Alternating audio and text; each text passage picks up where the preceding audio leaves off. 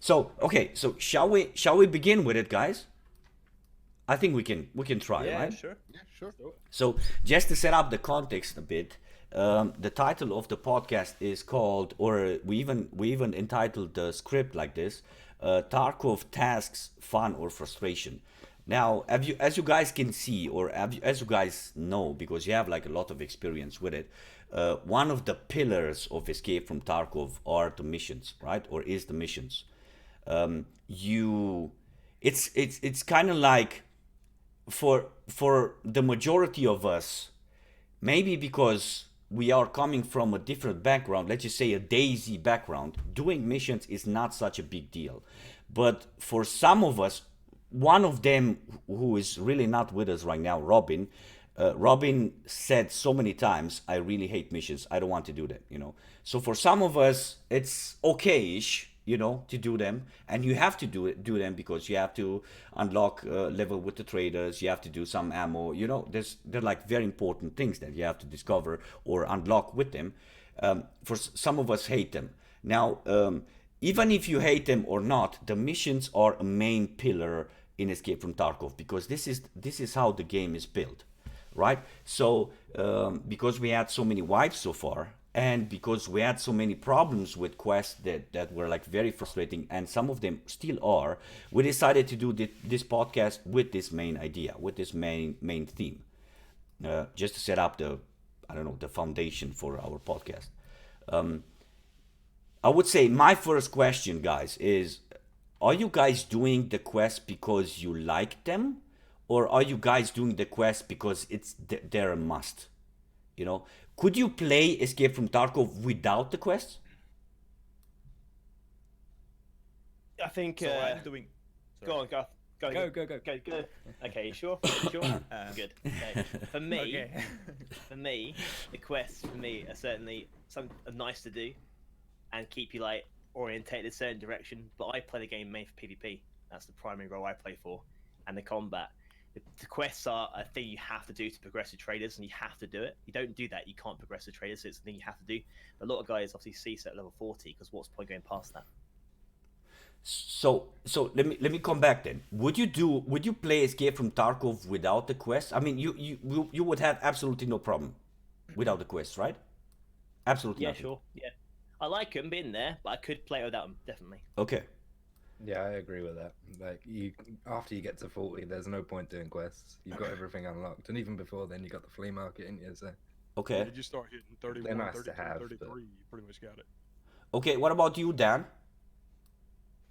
What do I think could I play the game without the quest? I mean, they give me a purpose. Like they give me something to do. When you hit level 40 and you've done everything that you want to do, like basically for the last like 5 months of 11.7, you do tend to sort of make your own fun. But I think the tasks are great for like learning, going places you wouldn't usually go. So you might be like, oh, I'd never go to the resort, or I'd never go here, I'd never go there. But the tasks force you to do that, and then you get there and it's like, maybe it's not so bad. Maybe it's, it gives you experience. It allows you to explore the game and go places you wouldn't usually go. So Okay. I think they're definitely. I think you need to do it. Yeah. I mean, at the end of the day, Tarkov's going to have a story mode. So this is just sort of warming us up for having things to do, like actual objectives. So Yeah. I think it's a great sort of precursor to that. We definitely need to remember that we are playing a game that it's still in development, right? So a lot of things that we are currently seeing like this are probably going to be changed. What is your take on this, Fair? What do you think? Do you enjoy them, or you could live without them? All right. I mean, first of all, if you look at Escape from Tarkov as a new player, right? There's no tutorial. There's no like, I guess, basic missions. So you dive right into the action. So, if we take a look at that, I think quests are definitely a must-have for new players. And I don't know how viable I am, to say something like this because I've been in Tarkov since 2017, so I pretty much know. I don't know everything about the game. I know a lot Yeah. of stuff, but Yeah. I know which quests I can skip, which items to find where, especially because not all of the items that are required for the quest have different spawns, right? Usually it's like a set in stone spawn. Mm-hmm. But moving it forward, if you look at, I don't know, for example, Tarkov Shooter or Shooter Born in Heaven, or what's the other one where you have to survive all the maps? Guide, is it? Dude, yeah. like for me, that's Escape from Tarkov right there. You know, like getting in, Yeah. like gearing yourself up, maybe not all that much, but just trying to stay alive and getting through all the maps without a hiccup, and Mhm. literally one mistake can mean you lose everything and you got to do it all over again, which kind of is the whole idea behind, I guess, the advanced Escape from Tarkov in the future, planned TM. But like Tarkov Shooter and some of the quests, I personally don't do them anymore. I did it the first time and I was like, okay, I don't feel like I should be using the Mosin this much. It's like a simple gun, like point and click. Why give it so much attention? There's so much better rifles that players don't even tend to use and don't Yeah. even Yeah. Yeah. go for. And we're just sitting here, pimping out our Mosins with like Yeah. what, 40K a piece. It's like Doing ridiculous. these repetitive missions over and over again. Yeah, and it's Yeah. like there's nothing. I'm sorry, but yeah, there's nothing much you can do with that. Yeah. Maybe I'm currently I'm looking at that quest as a sort of a placeholder. Maybe Okay. they're gonna add some different guns. Maybe it's gonna be like, I don't know, Tarkov Shooter, but not strictly Yeah. closed off to the Mosin. We wrote a suggestion down below, and we can talk about it in a moment. Red, what do you say about this? Questions. Quests. Can you live without them, or? I'd say that I wouldn't, but because of how beneficial it is to go ahead and knock these tasks out and then get the rewards for them. But something that I think a lot of people don't like about the task is that they're repetitive, but they're repetitive and don't make any sense. The bronze Yeah. pocket watch, things Yeah. like that, and it's something that I don't think a lot of folks have come to the realization of, that this wipe coming up, if we have a clean wipe where everything is gone, now we've got the hideout to contend with. Not only do you have to go the road to 40, but now you've got to get your hideout back to that point. So I wouldn't mind it so much if there was a little bit more dynamic, I'd say, to the quest. I like how the bronze pocket watch, not necessarily the bronze pocket watch itself, but the principle behind it. But go in, grab something, a physical item, you have to get out, then you have to go back into another raid, and having things like that, like with the Jäger. Some of Jäger's quests don't make any sense, and for somebody like that, you think of the crisis of Tarkov. You think of Tarkov. The guy's a was- fucking masochist and a sadist at the same time. Yes. Get in and then kill some people. It's ridiculous. Have your hand shaken and shoot him. Yes. It doesn't make any sense, but if you think the crisis of Tarkov, you think of if this was a legitimate city, a modern day city, when that happened, you've got civilians that are left behind in the battle lines or in the battlefield, and someone like Jäger could make it to where you had to escort that person out of a hot zone, or you have to take a can of spray paint in at night and spray paint on trees a clear path to get off the map. But different things like that, and just more dynamic things to the actual task instead of this repetitive kind of nonsense. Nonsense. Yes. Yes. Okay, Dauwg, anything to add, mate? Yeah, so basically for me, I'm coming from CS like Robin, so I don't like tasks at all. I just straight to the end game and do only PvP. Okay. So that's what I did like the first time I played Tarkov. I actually wanted to delete it like in the first weeks because I hated it. But then I got used to it, and so like the last couple of months before this wipe, I was playing only PvP on Factory and Labs. That was all the... That was it. I reached level 40 and then just HKs M4 and go for it. So for now, because it's my first time also as a streamer doing the tasks, and it's also my first wipe, it's my personal challenge to do all the tasks, and they're funny. Good luck. Yeah, thank you. I'm almost done, but yeah, there's still some tasks from Jäger I don't like. Okay. So yeah, but I mean, there's some tasks I don't understand, like placing the beacons, and then you can just leave. Yeah. Maybe they should like spawn a raider army like of 10 raiders or something. I don't. It's Okay. 10, maybe it's- 5. okay. Let's talk about that later. Let's Yeah, talk yeah. about it No, later. we're gonna touch that subject later as well. Yeah. Yeah, but for me, I mean, it's my first actual wipe, and it's my own challenge. So yeah, I hope I get this done pretty fast. Let's say it that way. Okay. And one thing Chad was mentioning is also I agree with. I think Red's beard operator said it. That you need to survive. No, wait. Fair said it. You need to survive the raid in order to complete the tasks. Yeah. So that's a good point. Chad was saying that as well. Okay. So Tachales, anything to add, mate, or do you agree with the guys? Eigentlich, I agree with most of the stuff.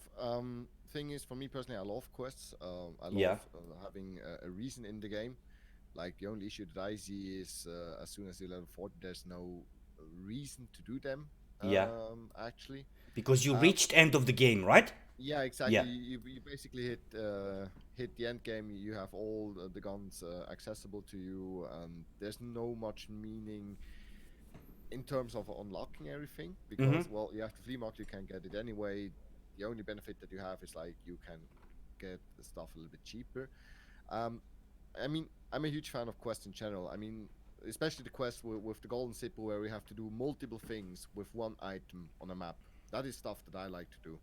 Basically go to point A, grab that zippo, walk across the map and put it elsewhere. Yeah. It gives you a reason to wander the map. It's not I like see. go in, Yeah. grab item and out. Yeah. You really have to spend time on the map and do that stuff, and that is really something that I enjoy doing. So I kind of agree with you guys. I would say with Dan and with Tachales. I'm very happy that we also with Fair. I'm very happy that we have guys here that are more PvP oriented, because I thought Robin is the only one from us, but Prophet as well, and Dauwg does the same. So the guys can play Tarkov without any missions. For me, as you guys said before, the missions give me a goal. If I go playing a map solo, if I play in a team, it's a whole different thing. But if I play solo, and if I don't have a goal, if I don't have a mission to do, what I tend to do is kill one player and extract, because that's like the finish for me, you know.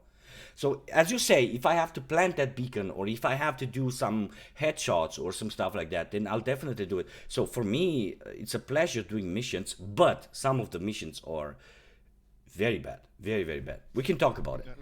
Okay, We but can get talk about this. it. Like, in the past like 2 weeks, all I've been doing, okay, PvP, you know, sure. But Yeah. like, I've been going in and collecting bolts, dude.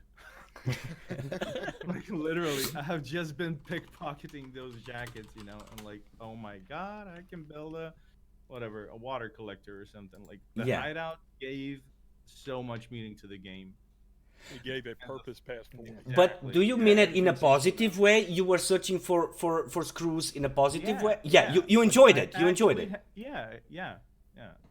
Sure, I could have like shelled out 1,000,000 rubles and bought it off the flea market, you know, but it's more fun to try and survive, you know. And like, I think every single one of those raids, I've killed a few players, you know, or I die, but there's action, you know. Definitely action to be had, you know. Some of them are hatchlings, and at this point, I'm so over it, so I don't even care anymore. You know, they got third place in the game. Yeah. That's a given, you know, can't do anything about it. But yeah, the hideout dude, definitely my favorite. And I see it as, you know, I see building everything and upgrading everything in the hideout as a form of a mission, you know. So It gives items that you wouldn't normally loot purpose and areas that Yeah. you wouldn't normally Yep. go Yeah. to. Pretty much bolts have value now. Yes. And it's like, Screws and nuts and Yeah. all that shit, yeah. So a way to somehow make the game more interesting and fun should be. I'm trying to take some feedback out of what you guys are saying. And I like something that Fair said exactly at the beginning. He said, "What about the new players? What if the missions do something to help the new player? Because right now, how does the Pocket Watch mission help the newcomer, the new player? Does it make sense for you guys? I mean, let's just say that I start playing the game now. Today is my first day, and I have to do the pocket mission. How does that mission help me as a new player? It helps nobody as a new player at all. It puts you into the same map as everyone else. Everyone's on the same mission at the same time, and the experienced players will dominate that shit, and Yup. leaving all the new players panicking. They might get, yes, I found the location. You're gonna, oh, I'm dead. Shit. Yeah. Oh, they get there again. Oh, I'm dead again. Shit. And they get frustrated by it. They think, fuck this, and they quit the game for a while. So, it'd be nice if they could introduce a tutorial effect mission structure at the very start. Yeah. The guy plays into it, which we find easy, but maybe also randomize the first missions as well to give those new guys a bit of a chance not to get spanked regardless where the start missions are. Get 5 PMC kills, done. Get 5 Okay. scav kills, done. That's all. Yeah. Okay, So, interesting. 5 bags. Yeah. Yeah, I don't know if Tarkov has like big of enough player base for this, but they could pretty much limit the servers by levels, you know, so have like new players like up to level 10 join together. You know, I What's see. stopping people resetting their account I and just don't- going back yeah, there, you know? It can it's have. not a triple. It's Yeah. not a AAA title, but you know it's doable. It's totally doable. A bunch of games have it, especially PvP oriented. So you know I think it would mean a lot, especially for the new players, so they can go like, dude, you know, I just bought this game, got destroyed by a guy with a fucking welder's helmet. You know? Yeah. So from this we definitely understand. I mean, all of us are, let's just say, experienced players. We definitely understand that a newbie, a newcomer to the game, cannot learn too much because of the missions or with the missions, and he also gets a lot of frustration, right? So this is something that I would definitely try to give as a feedback for the devs, right? Try to invent something useful for the newcomer, because right now, I mean, what does that guy learn? You know, nothing. He learns it's Tarkov, it's a dangerous place. Yeah, for sure. Wait, that's- Yeah, for sure. There he's laughing. He's not so serious anymore. I was waiting for this guy to laugh a bit more. There he goes. Don't set him off, man, because you won't stop him. I wanted to ask you guys about the gunsmithing missions. We mentioned this in the script, and this is a very good idea actually. What if those gunsmithing missions have a bit more meaning, not just build and hand over? What if you get to do some kills with them, you know, or test them out a bit, you know? And okay, I just built the M1A with whatever they asked for me. What if that mission has an additional point there down below? It's now do 2 kills with that build and see how the weapon feels like, you know, add a bit more depth into that mission, right? And with this, just a moment. So, and with this, what you add is more continuity, or you expand the game a bit more, because right now you hit level 40 and that's it, right? Because everything is like hand over, flea market, hand over, flea market, you know? What do you guys think? I mean, it's not a bad idea, right? One thing that I personally would love to see, for instance, gunsmithing quest is a perfect example for that. Why do we have to turn in the gun? Why not take the gun, use it, go into a raid with it, and just, you don't have to kill anything with it, just go into a raid with it and use the goddamn gun. Would make so much more sense than turn. You gotta kill people, dude. You gotta kill people. The thing is, well, then you build a gun, go in, getting one tap, and you listen and repeat. But all right. But give it as you said it, Jedi. Give it a meaning. Like, force people to bring that gun that they just made in and actually do something with it, instead of just turning it in. Because turning it in my opinion, is a wasted effort. Some of the issues you get, though, is that some players aren't that great. I die quite a bit in the game, I'm sure you guys do as well. Yeah. Some of the guns cost quite a bit of money. So Exactly. if you have to kill or do a mission with that set gun, like the thermal one, for example, and you die repeat, it's going to trigger the fuck out of you, isn't it? It's going to be quite upsetting. You die a lot. But I suppose that is getting Tarkov in a day. But maybe, I like the idea. It's a good idea. Not just build it and hand it in, but something extra on top of that would be very useful, I think. Mm-hmm. I think it could be 2 different tasks. Imagine, okay, task number 1, gunsmith part 1, build this weapon, you hand it in, mechanic says, hey, brilliant, good job. Here's some XP. Here's a reward. Here's the weapon back. Now go get some kills with it. Yes. Maybe Something you've got those is. two. So it's like breaks it up a little bit rather than Yeah. spending 600k on a weapon or whatever, you know, or like spending 6 months finding one piece in raid, right, and then dying with it, you know. Yeah. Maybe you could like, and that's another load of things you could do as well, you know, and not have it locked behind it. So basically have like 2 parallel quest lines. Let's say Gunsmith Part 1, and then once you've done that Gunsmith Part 1, it unlocks this next quest. And it's like, okay, like Gunsmith Shooter Part 1, let's say, for example. Yeah. And then you could go like Gunsmith all the way up to like 8, and then only be on like Shooter 2 or something. Do you know what I mean? So you've got these like 2 parallel quest lines that aren't locked behind each other, and you could then, okay, get so many kills with this configuration, get so many kills with that configuration, or, you know, stuff like that. I think that'd be cool. Have those 2 parallel at the same time. You could even make it a bonus thing, like you get it back and go and take out the same gun and get a bonus reward for using that gun, but not necessarily have to do it to progress the next part, but a bonus thing. Yeah. I was thinking the main idea of this gunsmithing task is to try to teach people to customize weapons. Yeah, I believe, in my opinion, that's like the reason behind the gunsmithing tasks. Yeah. So right now there's absolutely no learning process there, because you go to the flea market, and Samosh did a video about this, right? You go to the flea market and buy it exactly as you need it for gunsmithing, right? I'm not like blaming you or so, but you know about this, right? It's fine. Everyone blames me anyway. Yeah, I get what you mean. Right?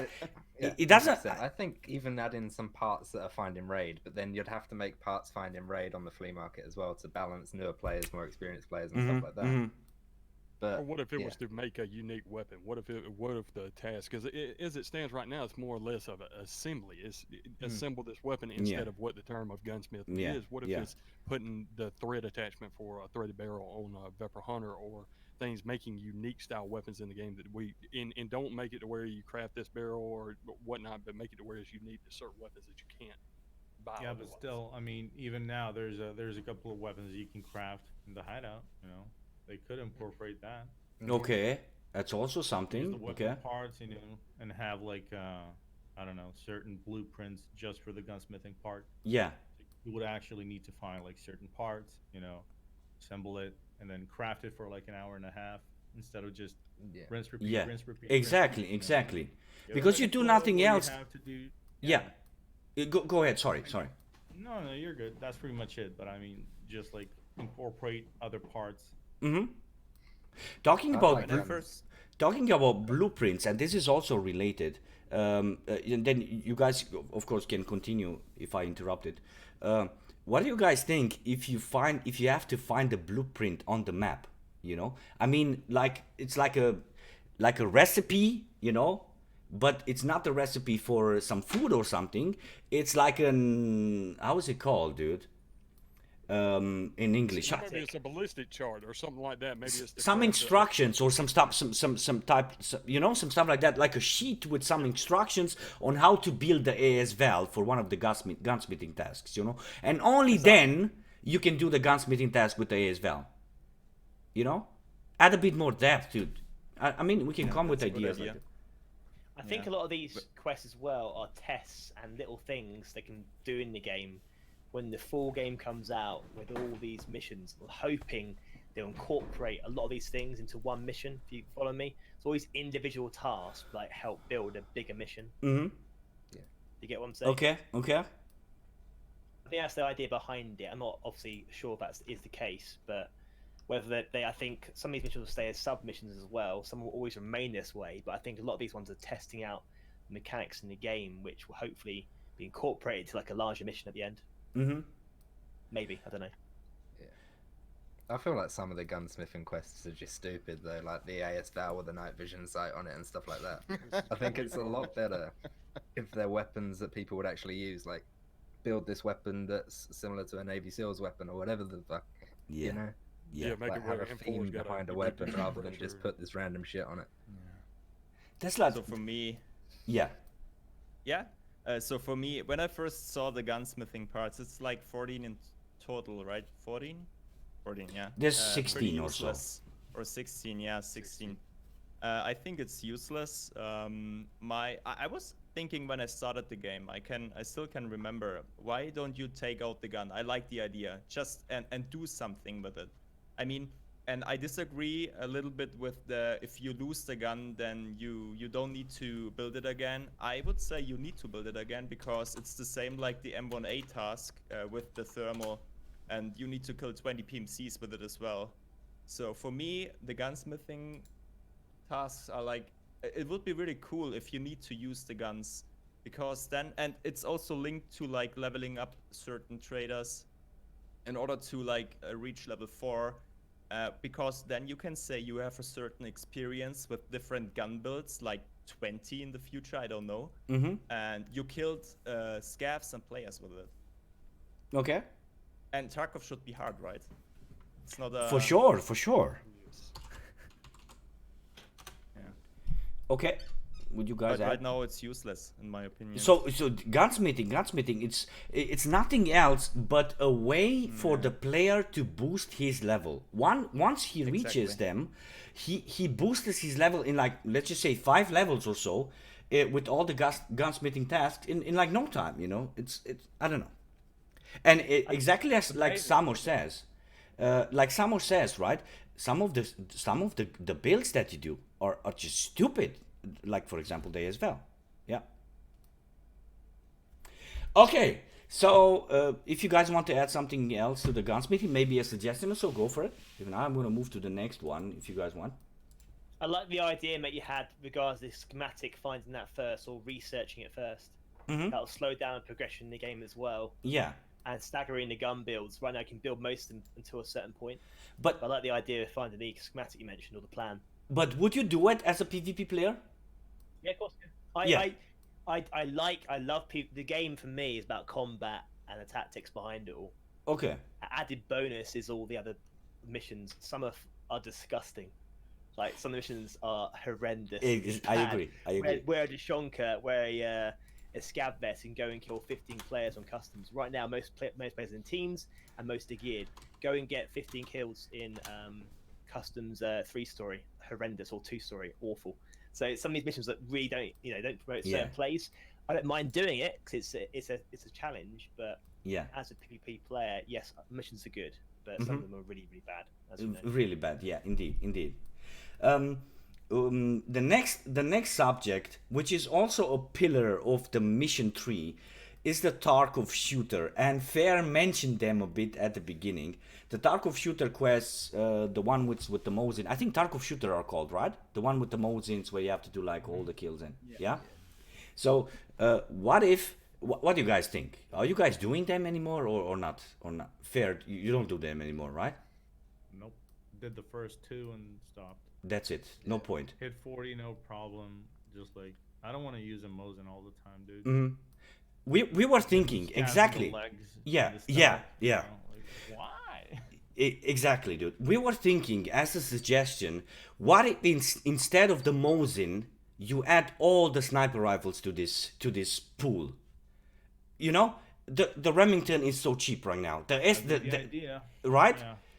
Instead of the Mosin, let's just call it. SVD is cheap as well. Yeah, man. SVD is there, but SVD doesn't count. SV98. Exactly, SVD doesn't count, right? Yeah.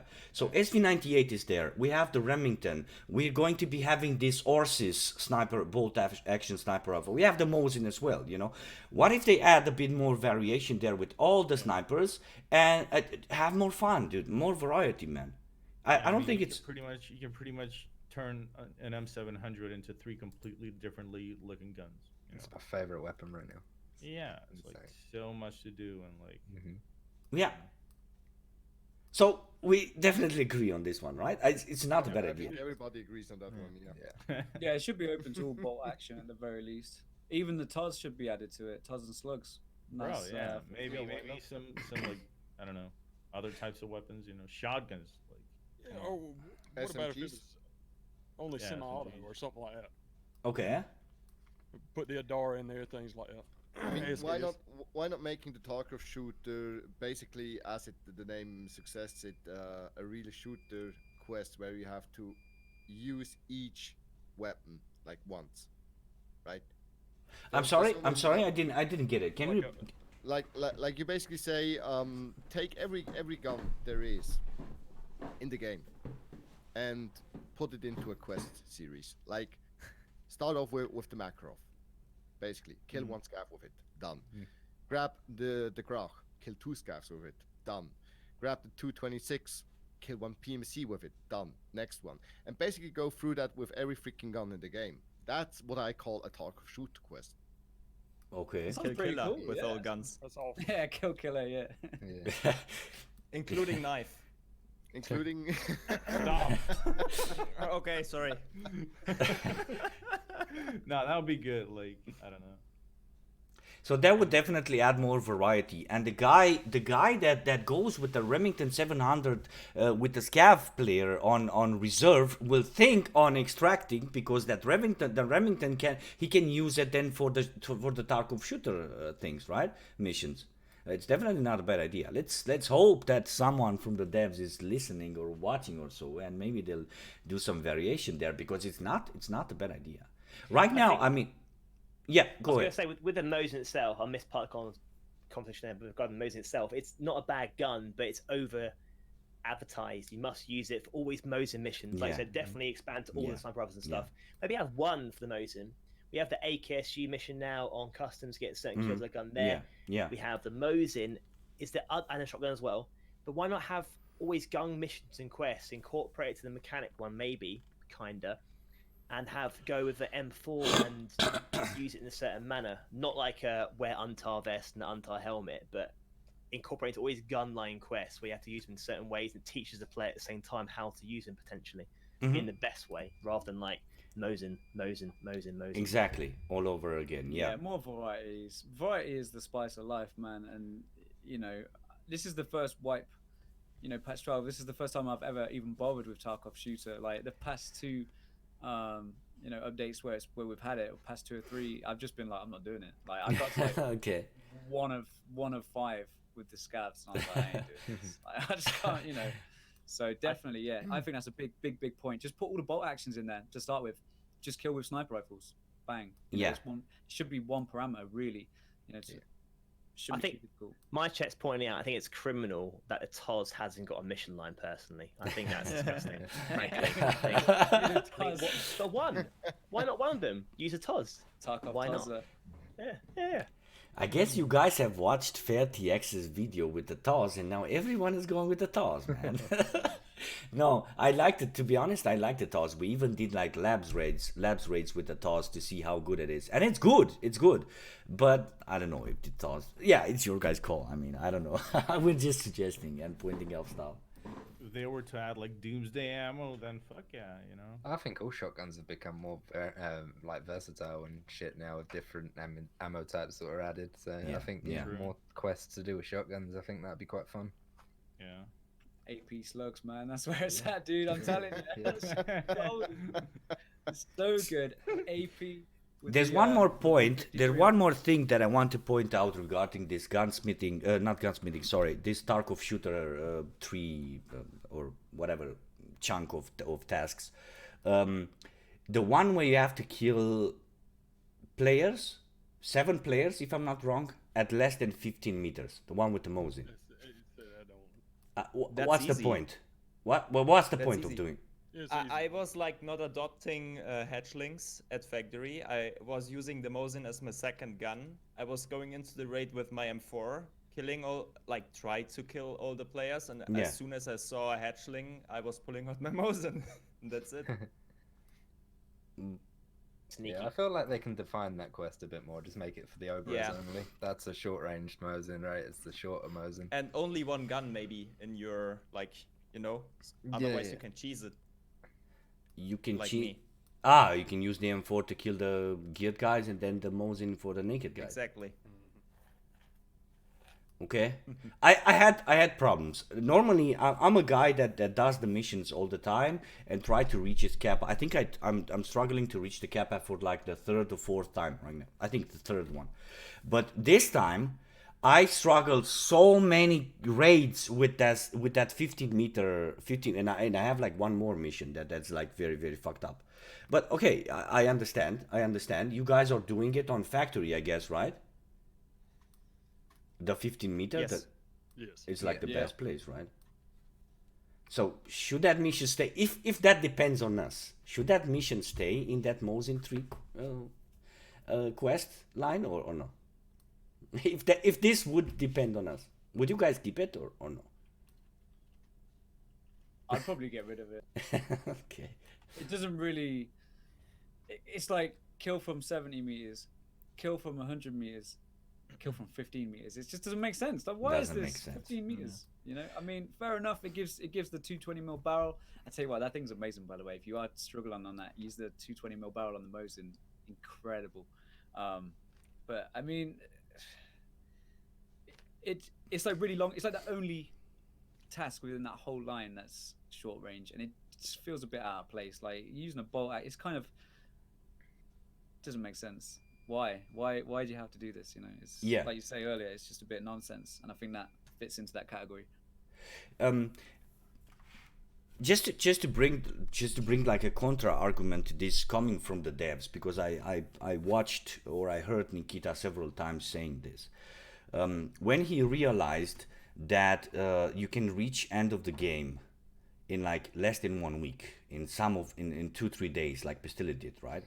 What he did is he started putting some stones in the way, right? So he added the mission that I hate the most, and I'm going to tell you guys about it. The one where you have to kill 15 players, if I'm not wrong, on customs with a shotgun while wearing Ushanka and Scav vest. That's the mission that I hate the most. Yeah. So he was trying to put stones in front of in the way of the player, so that the player doesn't reach level 40 in 2 days or 3 days. Yeah. So this is like a contra argument in favor of the devs, which is bullshit in my opinion, right? Why not designing some other stuff that makes more sense, right?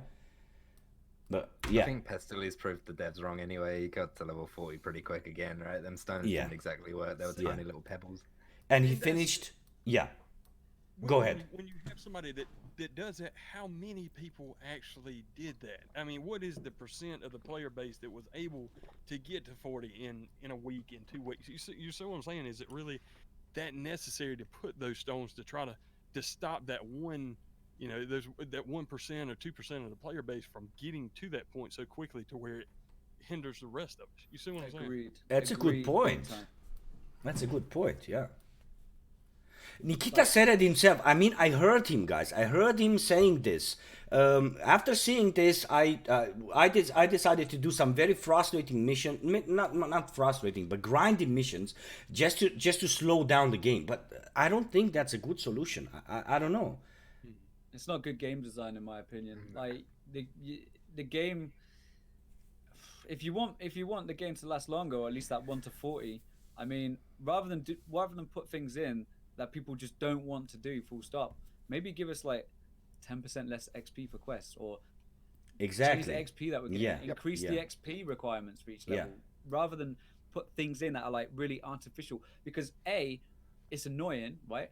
B, why would Prapor or Skier say, hey, I've got a job for you, right? I've got a job for you, but you need to be wearing this hat. And why a shotgun, dude? You know what I'm saying? Like, it doesn't make sense. It doesn't make sense. Because he's Jäger's brother. That's gonna be the main fucking. That's gonna be the main plot twist. Like, okay. Right at the end, the last cutscene, they're like, my friend, get shot in the arm. I think you made a good point, Dan. This reduced XP you get, that's a simple fix. No, people will get annoyed because not advancing to the highest rank as fast as possible, but it will.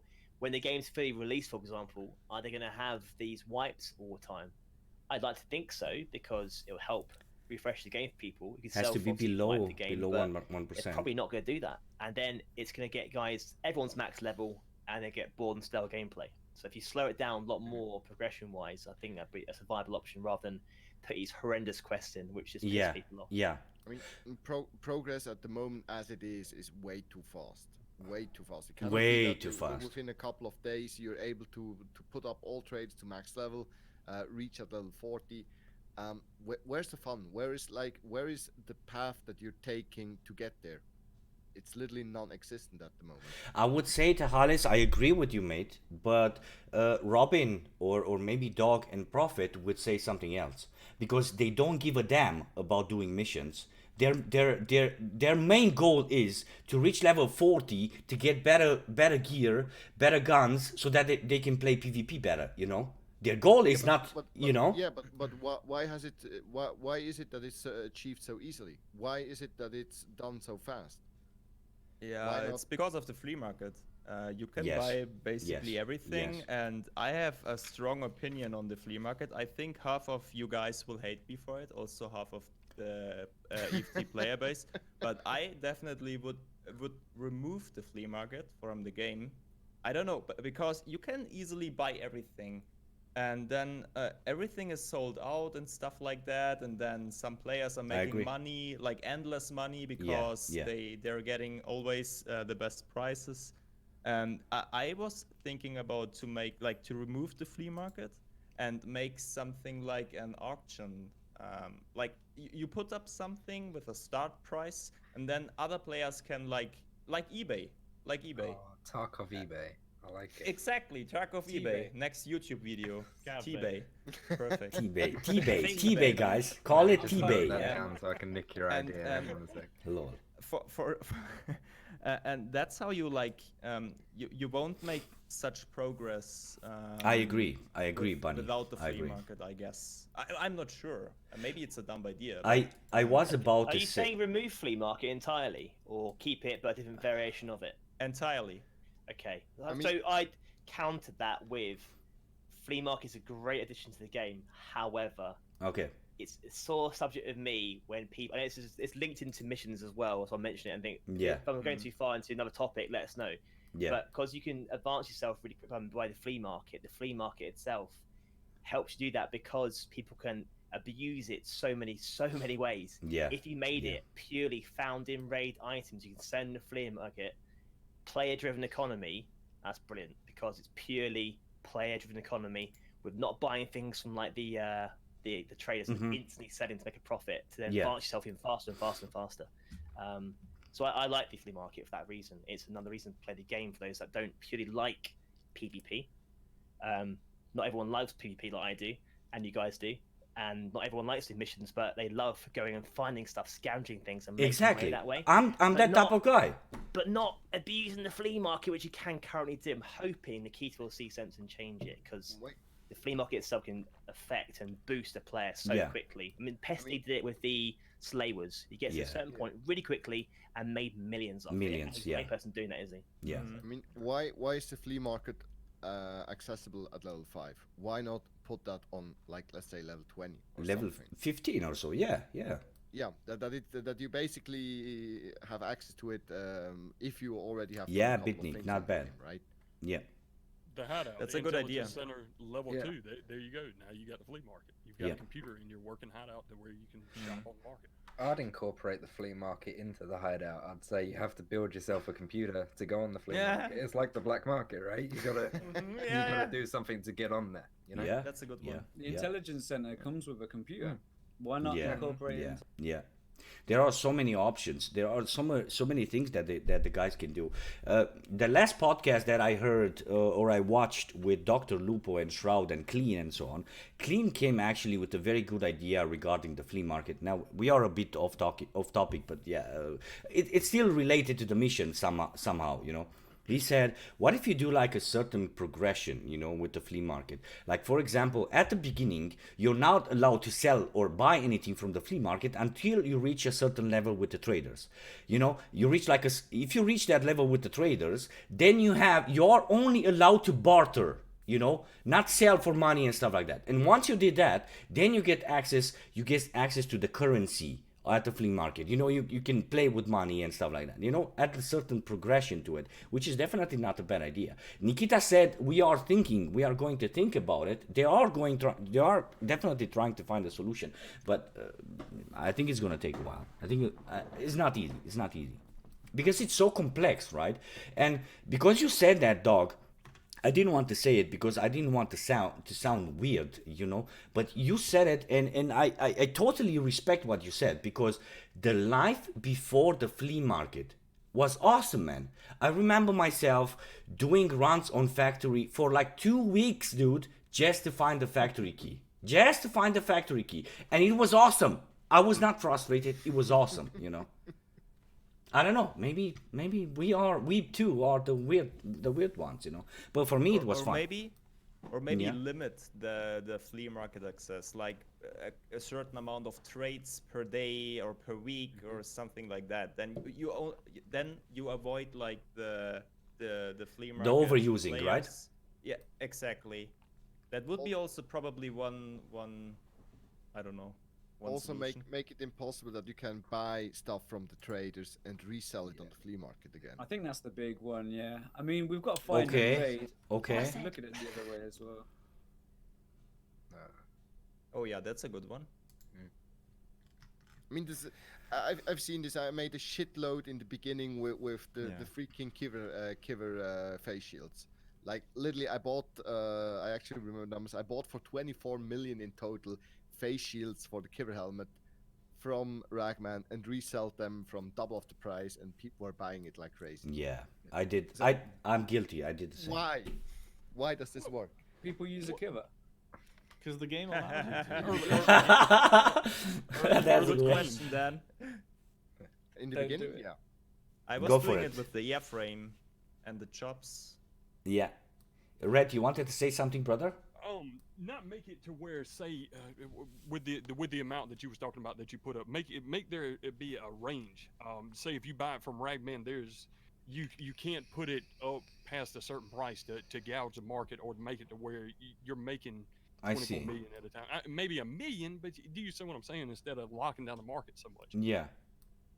I think Fair- to stop people Yeah. buying it, to stop people just buying, selling, maybe add like an insurance has a wait time to get your stuff back. Maybe you have to wait for your money to go into your account. So it stops people buying it for like 20 million and then doubling their money instantly. If they spend all 20 million, that's all their money gone for like 24 hours.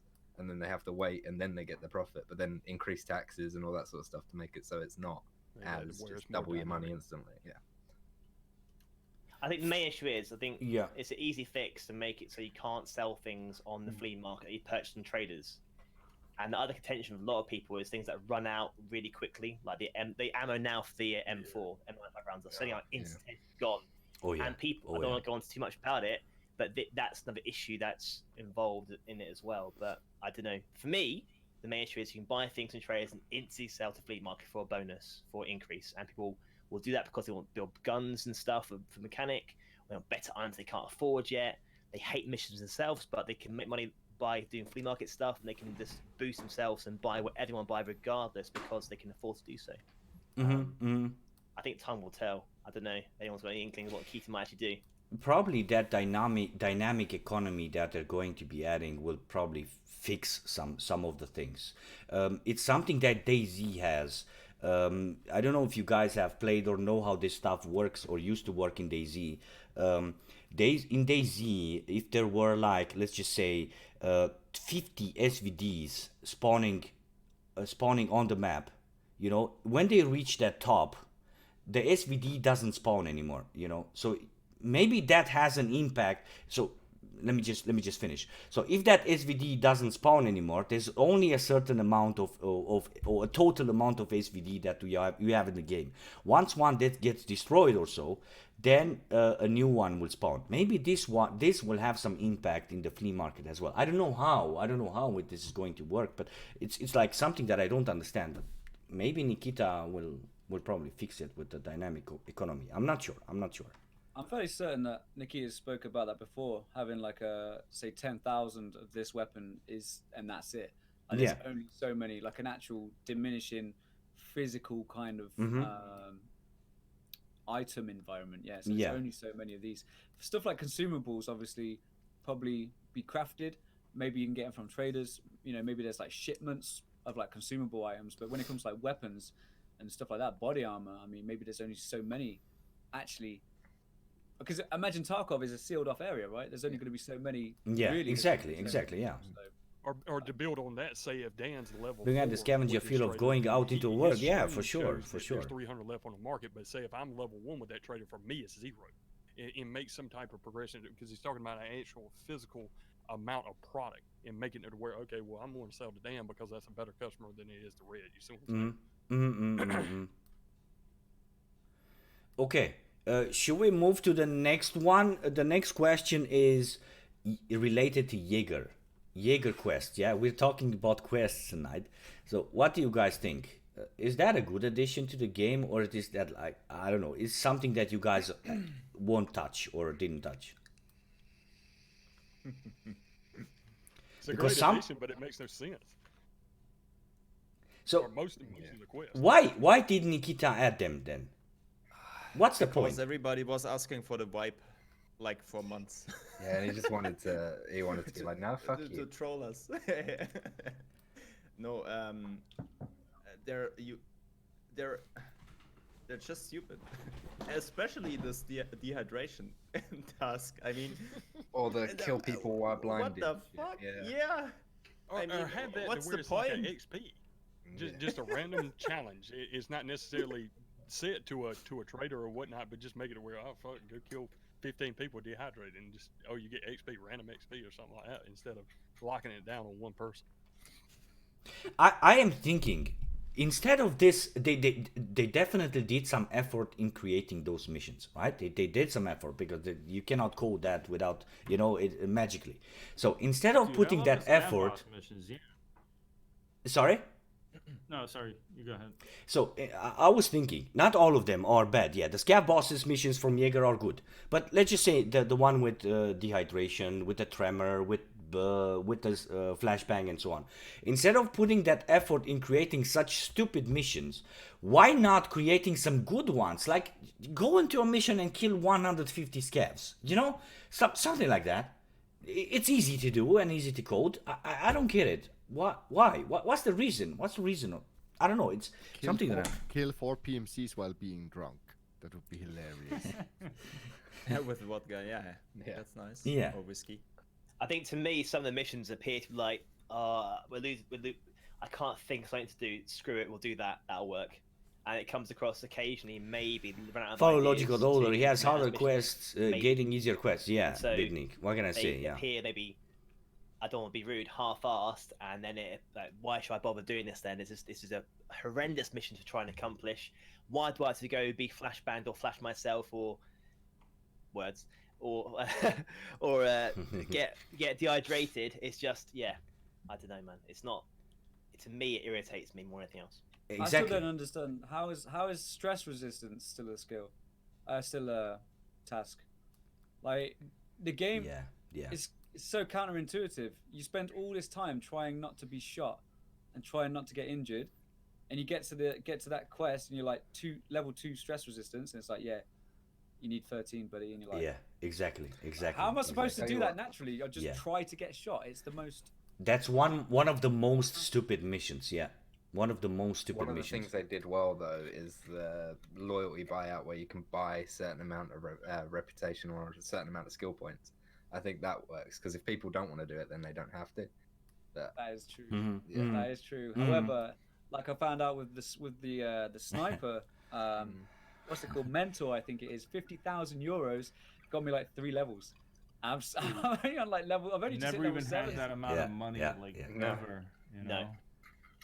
It's not much, guys. 50,000 euros is like 6 million, man. 6 million rubles. Give me that shit. That's like 2/3 of a thick case. What are you talking about? I did it. How much moonshine that is? Yeah, let's do that video on that run. Where's that route? It's like I've been working my ass off to fucking build the water collector and then the boost generator. Now I finally got a thick case, and I'm like, okay, it's full. Now what? Let's go for another one. You know, I don't want to give like 50,000 euros away. Crazy. Regarding. It seems a little bit like a joke to me that on one hand they're trying to be realistic in Tarkov with the gun play, etc. Yeah. And then on the other hand, like, hey, you want to get better at sniping? Here, pay 5 million. Now you're an expert sniper. It doesn't make sense, what right?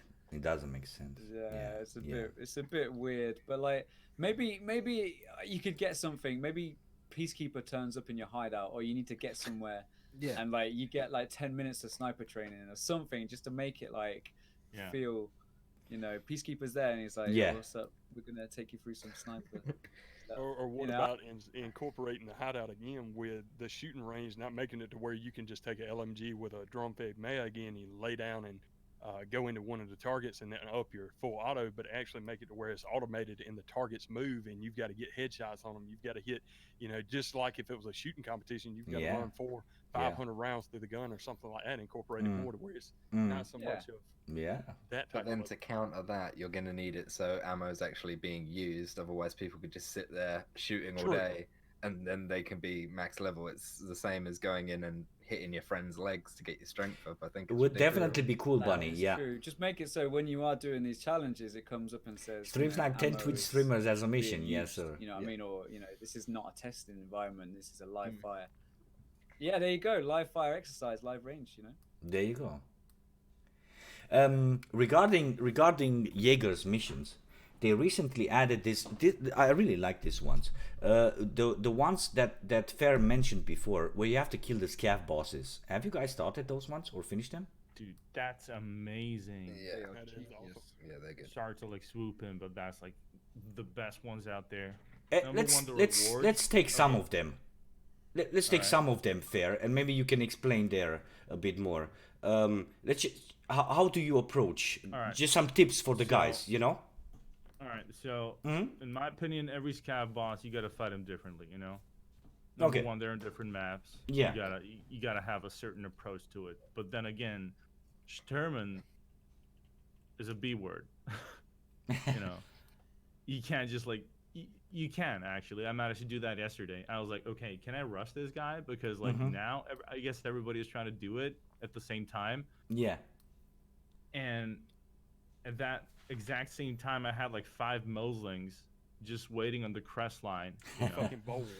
Exactly. Yeah. Exactly, dude. The problem is he's got like super janky line of sight thing, you know, where, you know, if he just spots you, like, you know, the top of the rocks, like the little rock, where, when you're coming down from the what's it called, the gate, from the plane, from the plane. Yeah, from the plane. Yeah. So there's a little rock on top of the hill, you know, and like 2 steps forward, and he will see you if he's spawned on the left, you know.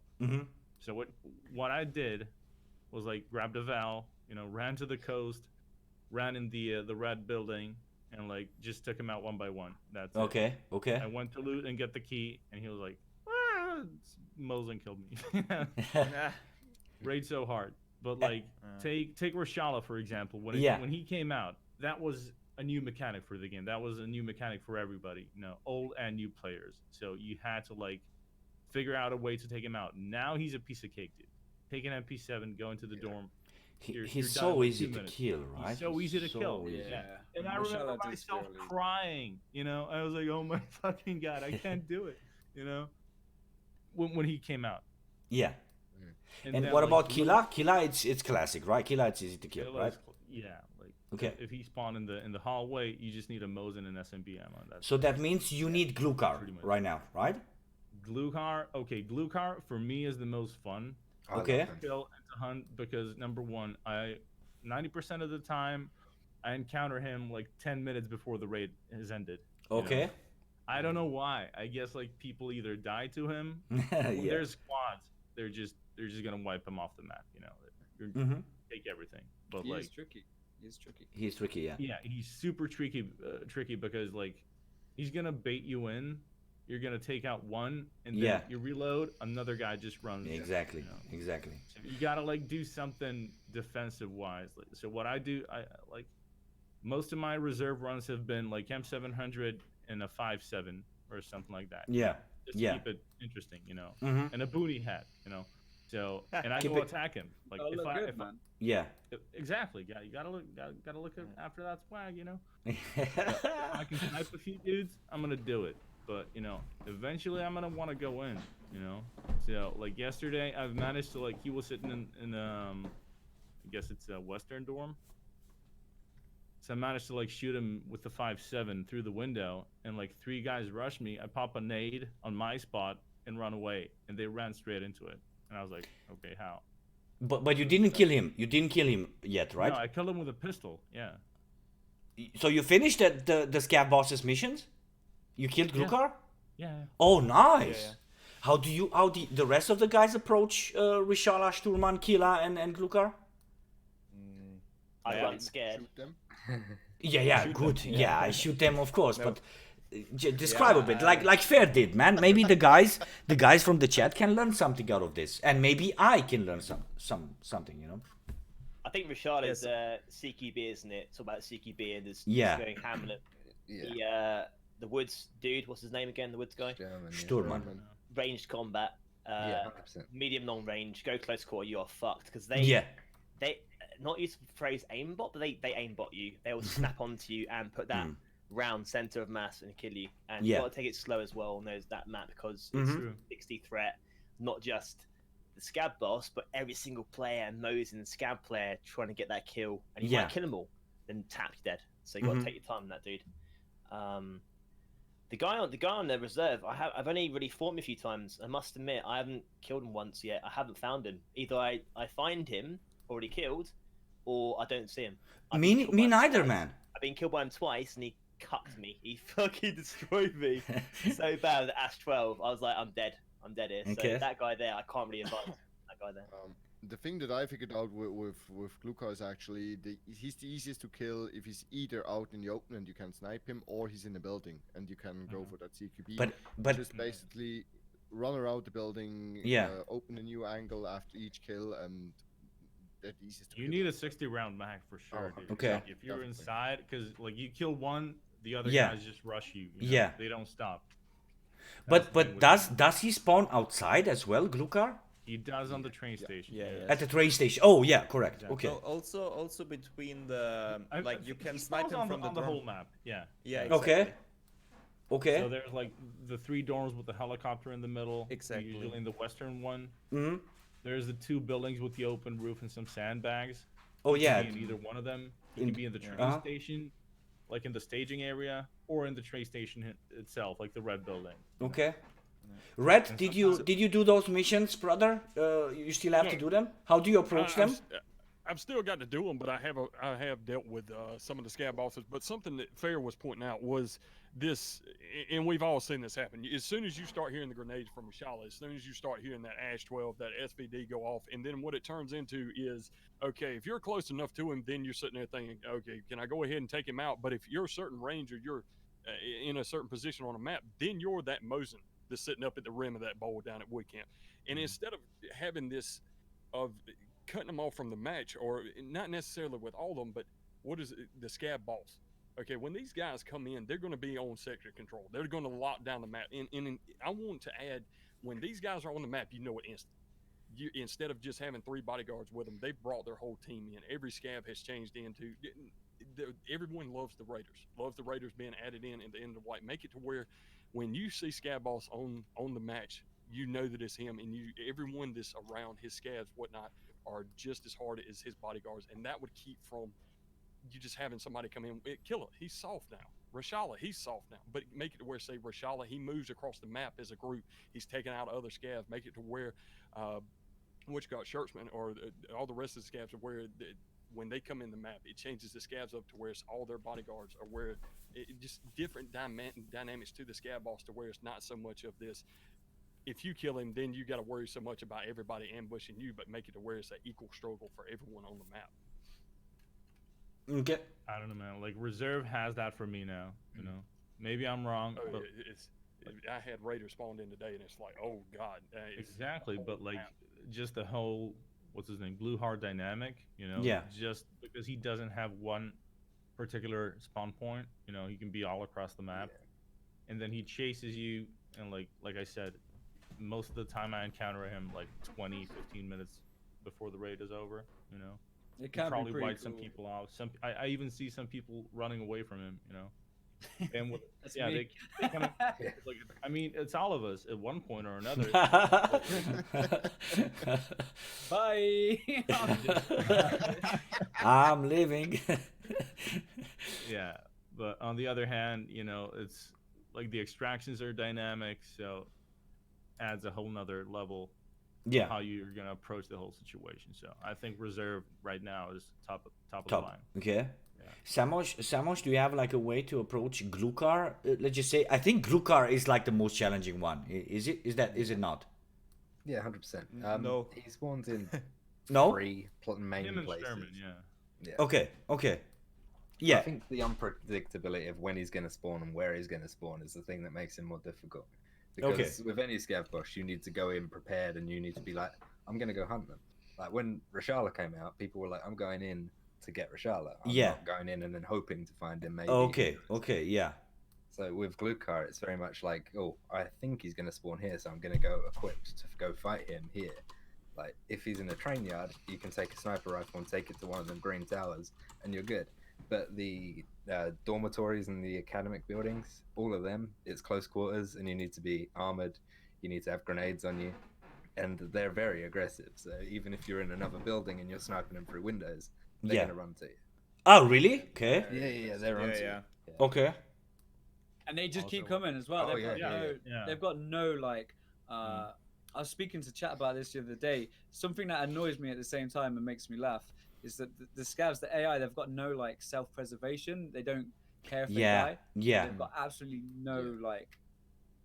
You know, if there was a human being, you'd think maybe they'd be like, "Oh, he's just killed 2 of my mates. Maybe I'm gonna take this one a little bit slower. Yeah, flank yeah. around, or, you know, try and get an angle." But with Glucon and the boys, honestly, you kill one, the next one comes in, you kill him, the next one comes in.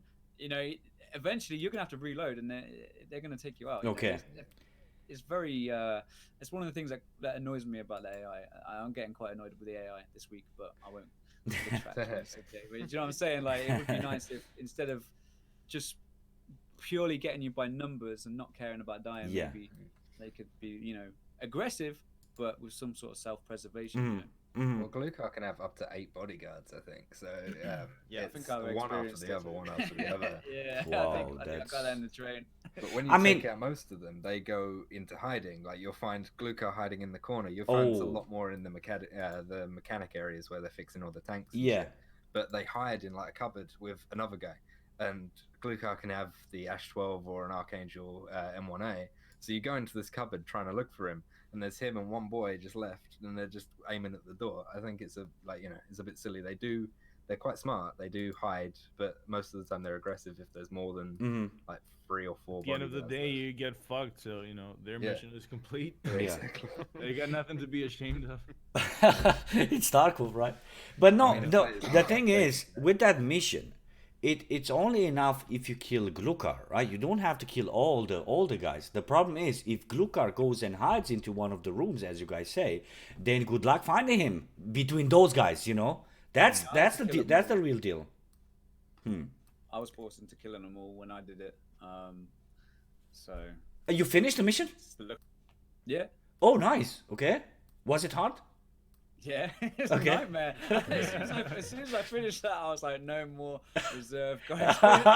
Reserve for like a week. I'm done with that map for a bit because it was tricky. I ended up getting him in the dorms buildings, like you're saying.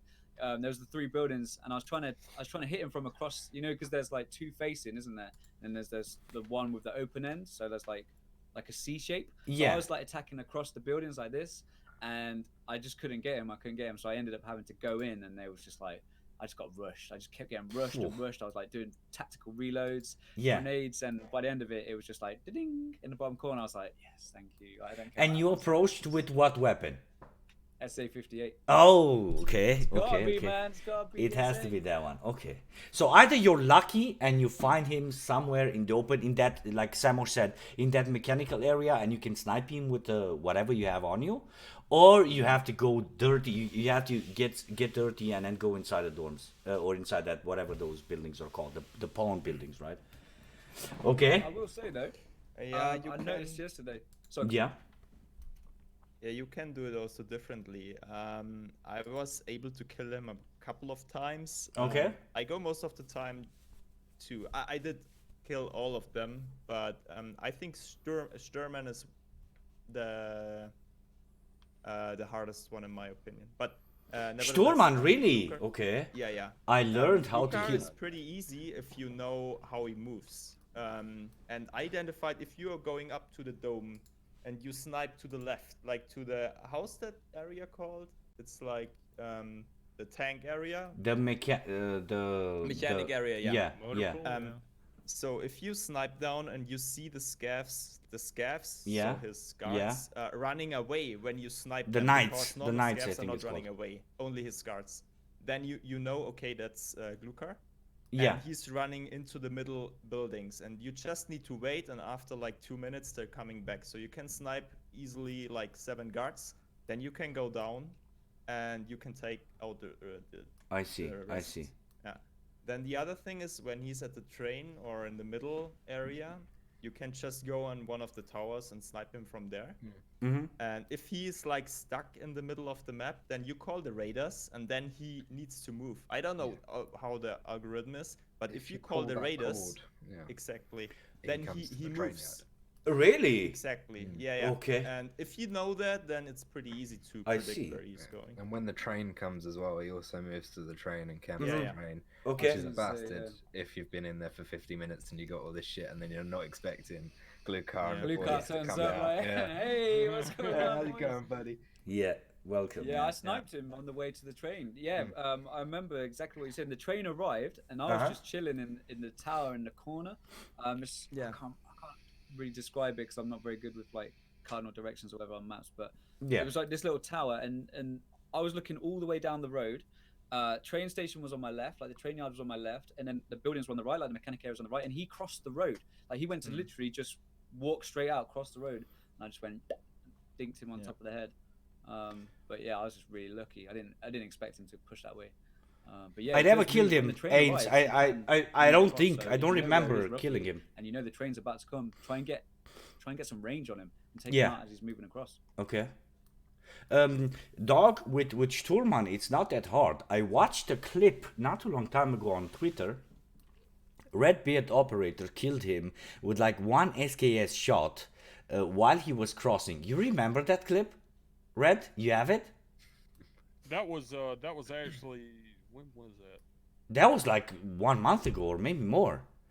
I watched the clip and I was like, what? He killed him like that with like one shot, you know? So Sturman is not hard to kill, dog. It's not hard to kill. Okay, let me explain. Yeah. No scav boss is hard to kill. They're pretty easy if you know how they move. I Cool. was just saying, Sturman is the hardest one in my opinion. Okay. It's easy. You can one clap him with a sniper. For sure. Pretty easy, yeah. But for me, Reshala is like a little puppy. I don't know. You Yeah. can wipe the whole gang in 30 seconds. Yeah, like Fair then- said, yeah. Then Killer is like, okay, everybody knows Killer. You know how to approach him. But okay, if he sees you first, you're fucked. Yeah, exactly, exactly. Yeah. Basically, Then Fuck Sturman, you and your family. if you don't see Sturman, he two taps you, no matter which Yeah. armor you're wearing. Especially so, if you run. Yeah. Exactly. Yeah, exactly, yeah. And I think it's Glukar, ground I don't. dependent. Yeah, I don't think Glukar is the hardest one. No? Okay, But- okay. I agree with you with Sherman being hard, and that's Yeah. I think many people will agree just because he's so hard to find. Mhm, He mhm, seems to mhm. hide in cubby holes or in bushes and shit. Yeah, You'll yeah. find the guards, but you won't find him, and you'll just hear him, and then by the time you hear him, you're basically You die, okay. Exactly. Prophet, you wanted to say something? No, I was saying I think it's hardest because it's the AI is all the same, I believe, with the Scav boss and such. It's the ground of woods that makes it so difficult. It's got they have the range and the capability to hit you from range. Exactly. You don't have All the other a maps good you can get approach, close yeah. quarter. Okay, Exactly. okay. So you're literally forced to engage at that range or not. You get close, you're probably gonna get clapped by him, but he'll see you first. Yep. Essentially, it's Yeah, with purely Sherman map, I is- think. Yeah, exactly. Situational. Yeah. Okay. And that might fit also once we get into the effect of having, say, like his mannerism would fit better, or it would be easier if we had more capable weapons in the game. If you had a grenade launcher or something like that, They would have tanks, yeah. and you would have HE grenades. I know what happened with RedBeardOperator. He's Oh, he's frozen. frozen, isn't he? Yeah. Okay, for me as well. I thought my brain Me just as well. He mentioned grenade launcher and he froze. You know. Yeah. That's usually what happens in game as well. You hear a grenade launcher and you freeze. And that's it. That's it. Yeah. He's actually just acting. He's a really good actor. Yeah.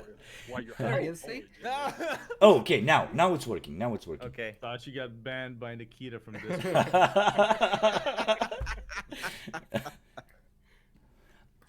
How do you approach them? Tachales? Which one? No. Them, the Scav bosses. Tell us the story with a short story with the Scav box. Well, Scav boss. Rashal is pretty easy, as everybody. I agree with you guys. Yeah. Sturman is a little bit trickier. What I found out, what works pretty well, is if you use if you're literally using all the covers around you and basically run from cover to cover to cover, just closing in the distance on Sturman himself. That actually works very well. Killer, well, there's nothing more to add to that, because if he sees you, you don't see him, you're dead.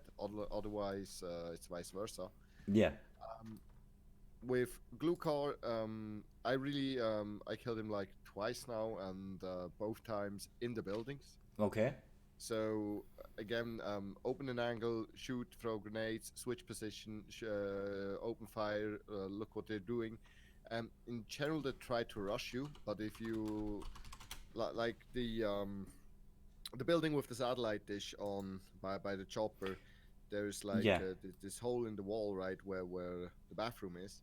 So basically, I killed all these guys there in the shower. So just went in, opened fire, killed one, then go around to the other angle. I see. Down the hallway, kill him, switch position, did the same thing again, over and over until they were all dead. Okay. So, I mean, Tachales, that works when you're not being disturbed by other scavs or players, right? So you have to be lucky, man. Because if imagine you're doing a lot of shooting, they are doing a lot of shooting, and that will cause a lot of I don't know, how's it called?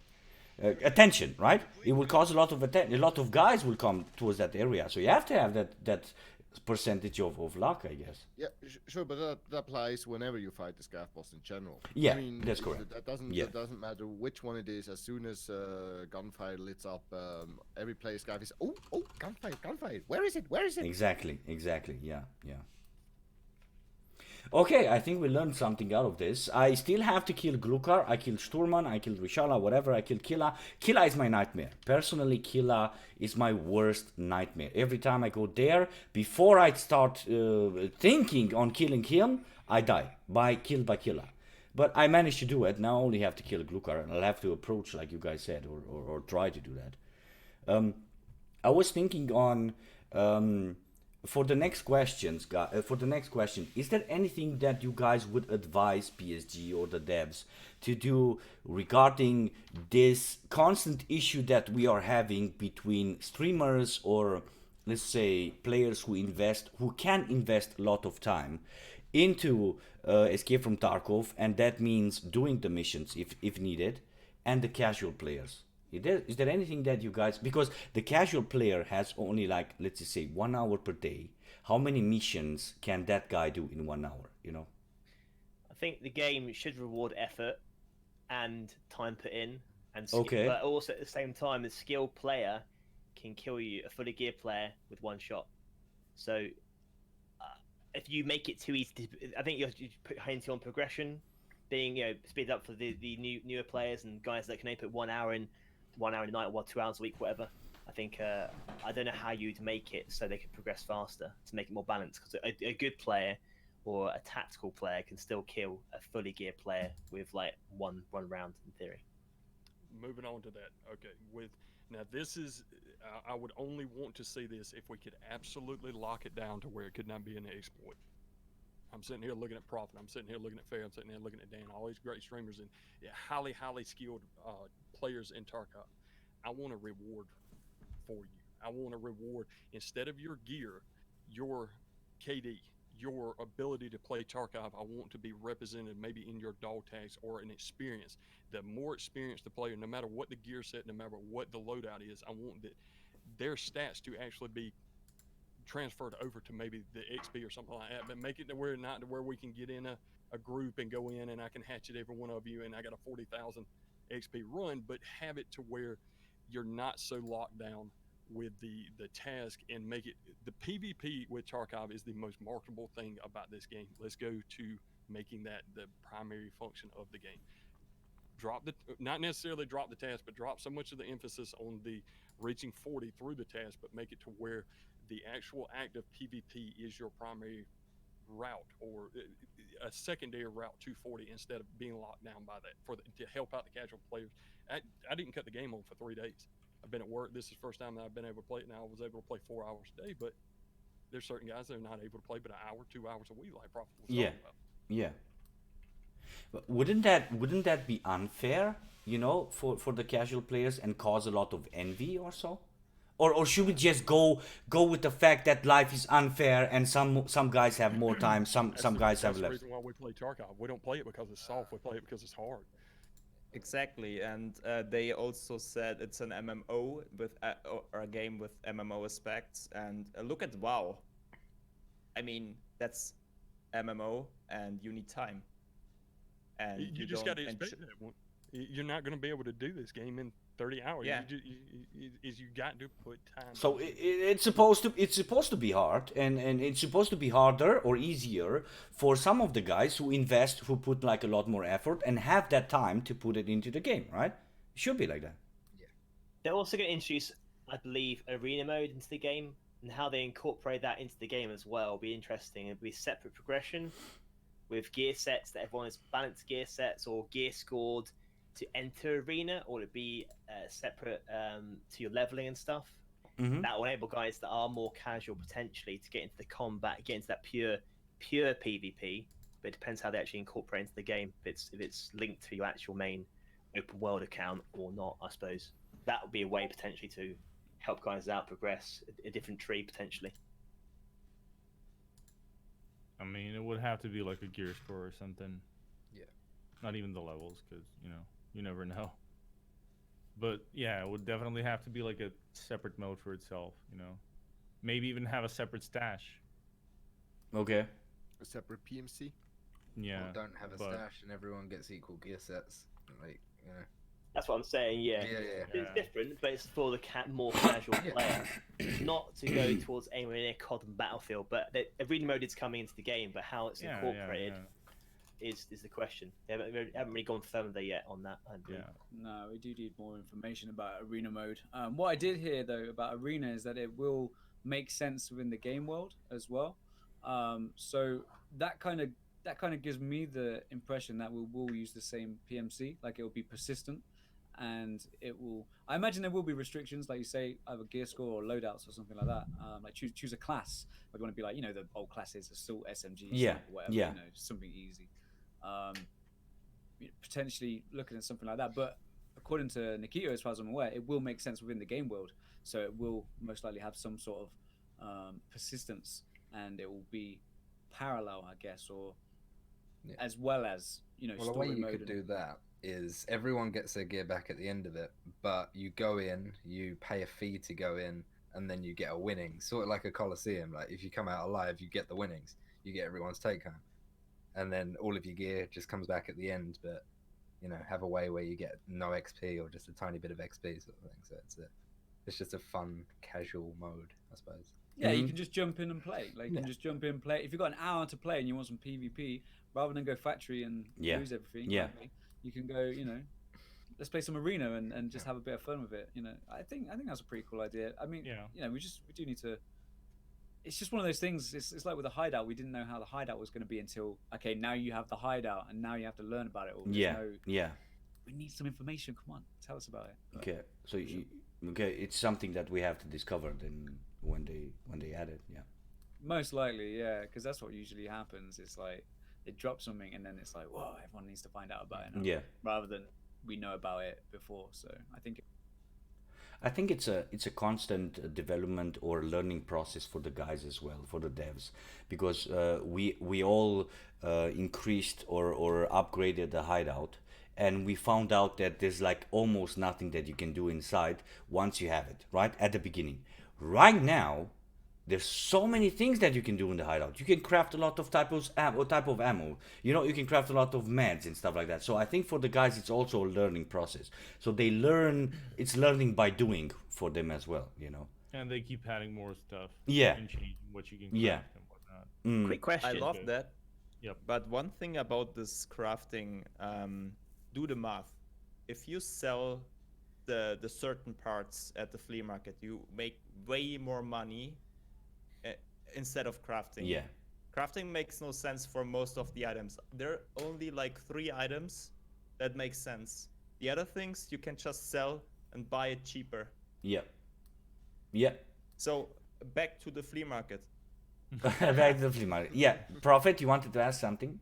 It's really. What's the deal with the toilet making stuff? I don't quite get that. Are people consuming the items? Bro, And then it come comes on. out the other end. It's like magically it's a Mac box. I don't understand it. What's the It's a mindset there? golden scav goose. Is that what it is? hidden inside, Literally. yeah. Okay, right. Right. It's like a Okay. Kinder egg, you know. It's like all Okay. brown on the outside, but you dig deeper and there's a little surprise. Yeah. I'm gonna read you guys. So sorry. Yeah, go for it. If you guys want to add something, then if not, I'm gonna read you guys something that I think it's worthy to mention because we are talking about missions. Should I go for it, or you guys want to add some stuff? Shoot.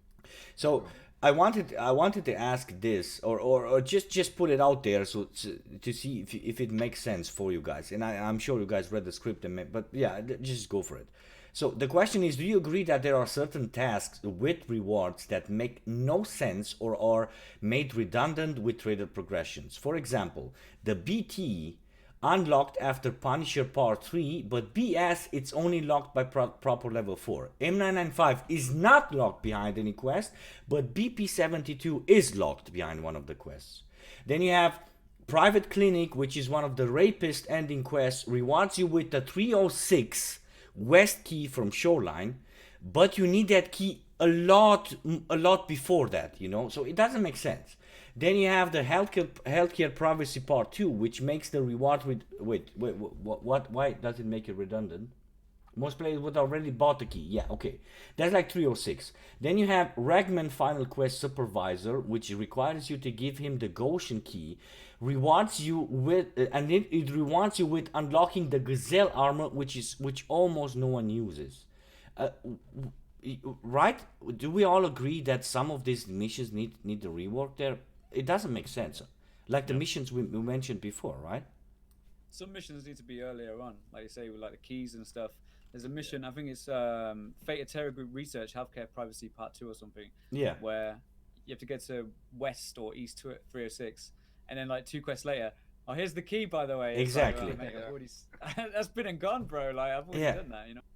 Yeah, I think that some tasks do need to be pushed forward, some need to be brought back just to make sense. Like you say, with unlocking certain things from the traders, you unlock 995 before you unlock everything else. You know, all you need is level 29 and Peacekeeper. But I mean, of course, you do need to do Friend from the West and all that. But it's doable, you know, and you get the best, well, subjectively the best ammo, depending on what weapon you use before everything else. It is interesting. I mean, a thing that I personally, for instance, don't understand is why do we have quests like Decontamination Service where you're required to wear the 3M armor and the respirator go on interchange the Scav so late in the game. Same goes for the Blueberry quest. Yes. Why don't take these quests in the beginning? Level Because 15 or so, right? The Unter armor in the beginning is worth carrying. The more the game progresses after wipe, the less people are using it. Yeah. Take these in the beginning and move other quests later on. Like a thing that I don't understand personally, we want to have all of us agree it's not fun shooting hatchlings. Why don't make quests in the end where you actually are required to bring good gear in, like kill 2 PMCs while wearing a Gen 4 assault kit with Yeah. an airframe and a fully modded gun. Or the Why not- samurai body armor. Exactly. No one uses that one. Yeah. Exactly, force people Because it's make bad. it that people have to wear armor in a raid, so there's more geared people around. Yeah. That also, what you're talking about with adding the BP, the BT, and the M995 in the game, something that I'm hung up on right now that doesn't make any sense. As a therapist, I've got to turn in 8 spark plugs, 4 car batteries. And the best place to find a car battery is on interchange, and I probably passed 4 cars on the way to Ollie to get that damn car battery. Make it to where if we take in, say, a toolkit, we can loot a car. Or on reserve with, you're talking about with the M995. Okay, if you go to the minefield, you've got a full frontal assault with APCs on that military base. You've got 2 of them that's sitting out there. You've got probably 200 rounds of HE, 200 rounds of AP, 20 millimeter that's sitting in it. God knows how many rounds of 5.56 that's in it. Grenades, you've got tubing, you've got monitors that's in it, all kind of components. That ought to be a gold mine. That ought to be where you're going to go loot instead of let me go to a resort. And like what I seen today was the match starts and in 2 minutes every door is open in resort. yeah. And there's Oh, no yeah. FedEx. Every container's open and all it is just 20 hatchlings came in to get it. Yeah, exactly. I apologize for making a LEDX video, and I'm sure so do many other content creators. All right, it's called YouTube revenue. All right, we require that shit. We go for the exclusives, right? Okay, so we all agree that some of the missions are stupid. Just as a personal maybe feedback or opinion on this, believe me, I struggled 3 days to do the freaking shotgun mission with Ushanka and Scav vest on customs, kill PMCs with a shotgun. Yeah, that took me 3 days. During these 3 days, all my good gear was stuck in the stash. All my beautiful Remingtons, all my body armor, you know, all that good stuff. Not body armor, the vest, you know. 3 days, dude. Why not doing this mission when you're level 15? Where it makes sense that you play with the Scav vest and the shotgun, right? Or the I'm on the same blueberry. mission right now, buddy, and it's breaking my soul. You see? I have an advice for you. I have an advice. It's like with the Mosin. Take this trash gear in your backpack. If you see a hatchling, throw away your stuff. Take on the stuff, kill him, and take on the good gear again. That doesn't work all the time, man, for me. Because before I drop my stuff, the guy is gone, you know? That can happen. Be fast. Yeah, you need I to get be your fast. point there. All And the samurai armor yeah. doesn't help Yeah. with being I fast. suppose you can bring that shot as backup as a secondary gun. You can do that, but Okay. in my mind, if I'm in combat, I'm going to go with the best gun first. But I think what Dauwg's saying there is that you revert to that shot even. It's a poor player, isn't much of a threat to you. I get that, but your point mainly being is move that mission down so you do it at the start of the mission line. Yeah, yeah. For sure, for sure. Like Yeah, way it should down, be. not level 15, like a level 5. Like because it makes- like one of the first ones, right? Or the blueberry mission, like Tachales said before, the blueberry, put it level 10, or you know, like the first mission with Peacekeeper, grab some Untar and go and shred, you know, if you can, right? The first mission, not. But Dude, it may be one of those things which they've introduced to slow down progression to cause you a hindrance to make it. It's a challenge. End of the day, it's a mission. It's a challenge, isn't it? So it's also there to fuck you around, essentially, isn't it? Make it harder for you to progress as fast as people have been doing so. It's a stone. It's a stone in the way. It's nothing more than that. It's a barrier. It's a barrier. Yeah. Instead of Okay, so we definitely agree on this one. I mean, the shotgun added so much frustration to me. I was like, dude, all my gear is waiting for me in the stash, and I have to play with this freaking, you know, Ushanka, dude. You know, not even. I couldn't wear headsets because of the Ushanka. You know, customs going to, you know, it was very frustrating for me. Very And frustrating. on that, why can't you wear a headset with your Shonka? I don't even get that. You could wear one. It would work, but that's by the by. Agreed. What would your opinion be on making certain quests more interesting and tense? For example, in all of the marking quests, this is a very good point from Dysphoria. What if upon the placement, the marker emitted a strong pulsating light or sound that would be visible for other players. This would make sense. I mean, why do you have to stay 30 seconds close to that marker if no one hears it? If there's absolutely no danger, you can leave, and then marker, no one will steal that freaking marker, you know. What if you do that missions where you have to plant to mark the helicopter and the path, you know, on shoreline, for example? What if that marker makes like a very strong sound or like a very weird light or so on for like 30 seconds or 1 minute, and you have to protect it, right? That would be more interesting, right? Or that makes sense, yeah. Or a scav boss or raider spawns, or if maybe replace some marker stuff with like pulling a trigger and then run within 1 minute to a door which is opened by the trigger, and you need to grab some stuff out of it. I don't know, something like that. And more variation or some different. Yeah. Because the marker thing is just okay. It's displaying protected. If you die during the protection phase, you lose the marker. But that's all. I mean, people can still take it. It happened to me once. I had to plant the mark room. Yeah, they can still take it. I planted the mark room inside the dorms, and I was with a team. And I told the guys, I'm going to go and plant. I went to plant, and one guy came inside. Oh, a marker. He took it, you know. So you can take it. You can take it, but still, if that's the end, and that does absolutely nothing for the enemy, you know. If you go and mark the tanks, the orange tanks on customs, you can mark them and leave. No one will give a damn. No one will even know, right? I think raiders would be a good idea. Either that or like increase. One of the ideas, like, let's make it an activated beacon. Gives you more money by fence, so people have a motivation to go for that beacon that is being set, and let it make an alarm, for instance. I see. Yeah. Like on reserve, this beep beep. Exactly. Yeah, dude. Okay. I'm getting close to the end of the questions that we prepared here. If you guys have questions that your guys in the stream asked, maybe we can go for them. Or if not, then you guys can start asking some questions now. The guys from the streams, we can definitely take some of them, and or maybe some suggestions or so. Maybe you guys have something to say or some feedback. You know, we can definitely share it with the guys.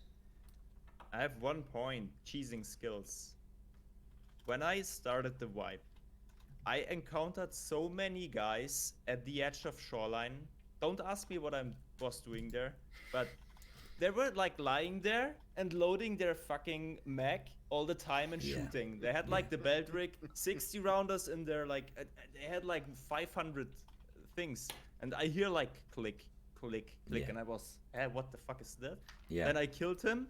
And then he actually came into my chat, and you like cheese your recoil, or no, what do you cheese with loading max? Yeah, recoil. And also like recoil control. That's the most annoying thing. A lot of players are cheesing their skills before they even play the game. So I would recommend to like implement an algorithm that indicates if you're like cheesing. Because I'm not a fan of it. I just play the game and level up my skills like that. Can you do that? Yeah, you can. Yeah. So what a simple fix of that would be, you can only increase your stats like recoil control a certain level per game, per instance. I see. That's the easy fix straight away. Yeah. The problem is though that what you're talking about there isn't really affecting missions, but things like recoil control is the biggest cheese stat in the game, I suggest, because it's like shooting a laser beam with a modded out gun. It's a bit off track here, but as you mentioned it, it's the most OP thing you can do, I think, in the game. But lots of people do it. You watch streamers now, some of them, and there's no way they probably have achieved that level of recoil control by playing normally. They would have off stream done it probably most likely. And it's like a laser beam, dude. And the same with the, as Dan mentioned before, the level 13 stress resistance. No one does that legitimately. Stress resistance is bullshit, man. The thing. So I got a personal vendetta against it. Same. I have a problem with that one as well. Exactly. Talking about the skills, I've just listening to you guys talk about it. I thought of two possible solutions. Either number one with the quests, make the quest requirement lower, so you don't need level 5,000 this. Okay, just have like level 5 stress resistance or level 3 Yeah. or something that's attainable through normal play in a normal time frame. And or I had another idea. I forgot it now. It was really good, I promise. Ah, man. Ah, nice. But essentially, it was to do with no, Skills, perks, leveling. I'll ability. remember it about 3 o'clock in the morning. Hey guys. But yeah, it's essentially it's to do with like you say about cheesing skills. Like, don't make them have to be cheesed. That was it. Don't make it so you have to cheese them to get through them. Just make them attainable. Obtainable, like normally, accessible. Like, rather than health level 10. Yeah, exactly. Health level 6, health level 7. Something that, I mean, 10's not too bad, but you know, numbers that we can hit without having to cheese. The reason why people do cheese stuff, and it's obviously not just relatable to the quest. That was it as well. Recoil control. Don't make it like 50% better. Just have like 10% as max level, so people aren't like. No one will grind. No one will grind. Yeah, no one will grind it if it's not worth the grind, or Yeah. you don't need to do it for a quest. So you don't need 30-50% whatever skill. Like, I don't know, man. I don't know. Like, it needs to, rather than put things in place to stop people from doing it or make it impossible, make it so it's not worth people doing that, and make it so the task doesn't require you to cheese. Yeah. If that makes Yeah. sense. Yeah. If that For makes sure. it more of a natural process. What's your thoughts? Gunvash, I think you guys know him as well. He suggested, like in other RPG element games, each level that you achieve in the game, you have a certain amount of points you can put into certain stats, for example. Any thoughts on that at all? Oh, That you can okay. reward Good for idea, leveling? dude, yeah. So you can earn.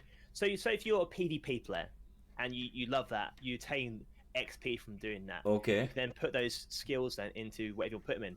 Or if you're a looter and you survive the raids but don't kill many players, you can still Yeah. get rewarded for leveling as such, and you put those points in certain places. Yeah, like 2% more cash found in raid and stuff like Yeah. that. Yeah. Yeah. Yeah, that's Well, a straight up Interesting. RPG element. Yeah, but it's cool. Yeah. Move it more to the RPG side of it, whereas it Yeah, actually that makes would sense. need like a complete redo of all the skills. Oh yeah, for sure, for sure. feel But like- it's not a bad idea. It's not. No, Samosh? not a bad idea at all. Yeah. In terms of skills, going on what Dan said, I think it's been said plenty of times in the past by other people, but you're a PMC. If you're going for realism here, you level 1 strength and level 50 strength shouldn't be miles apart. Like level 1 strength, you shouldn't be a 5-year-old trying to run a 100-meter sprint, and you shouldn't be at level 50 a super soldier that can run for miles really fast with 100 kilos on their back. I feel like limit the difference that these levels make. Like, you're a PMC, you're a trained fighter, you're a trained soldier, you should be able to run more than 5 seconds. But will you that can't not short the do game? stories. You know, the progression of the game.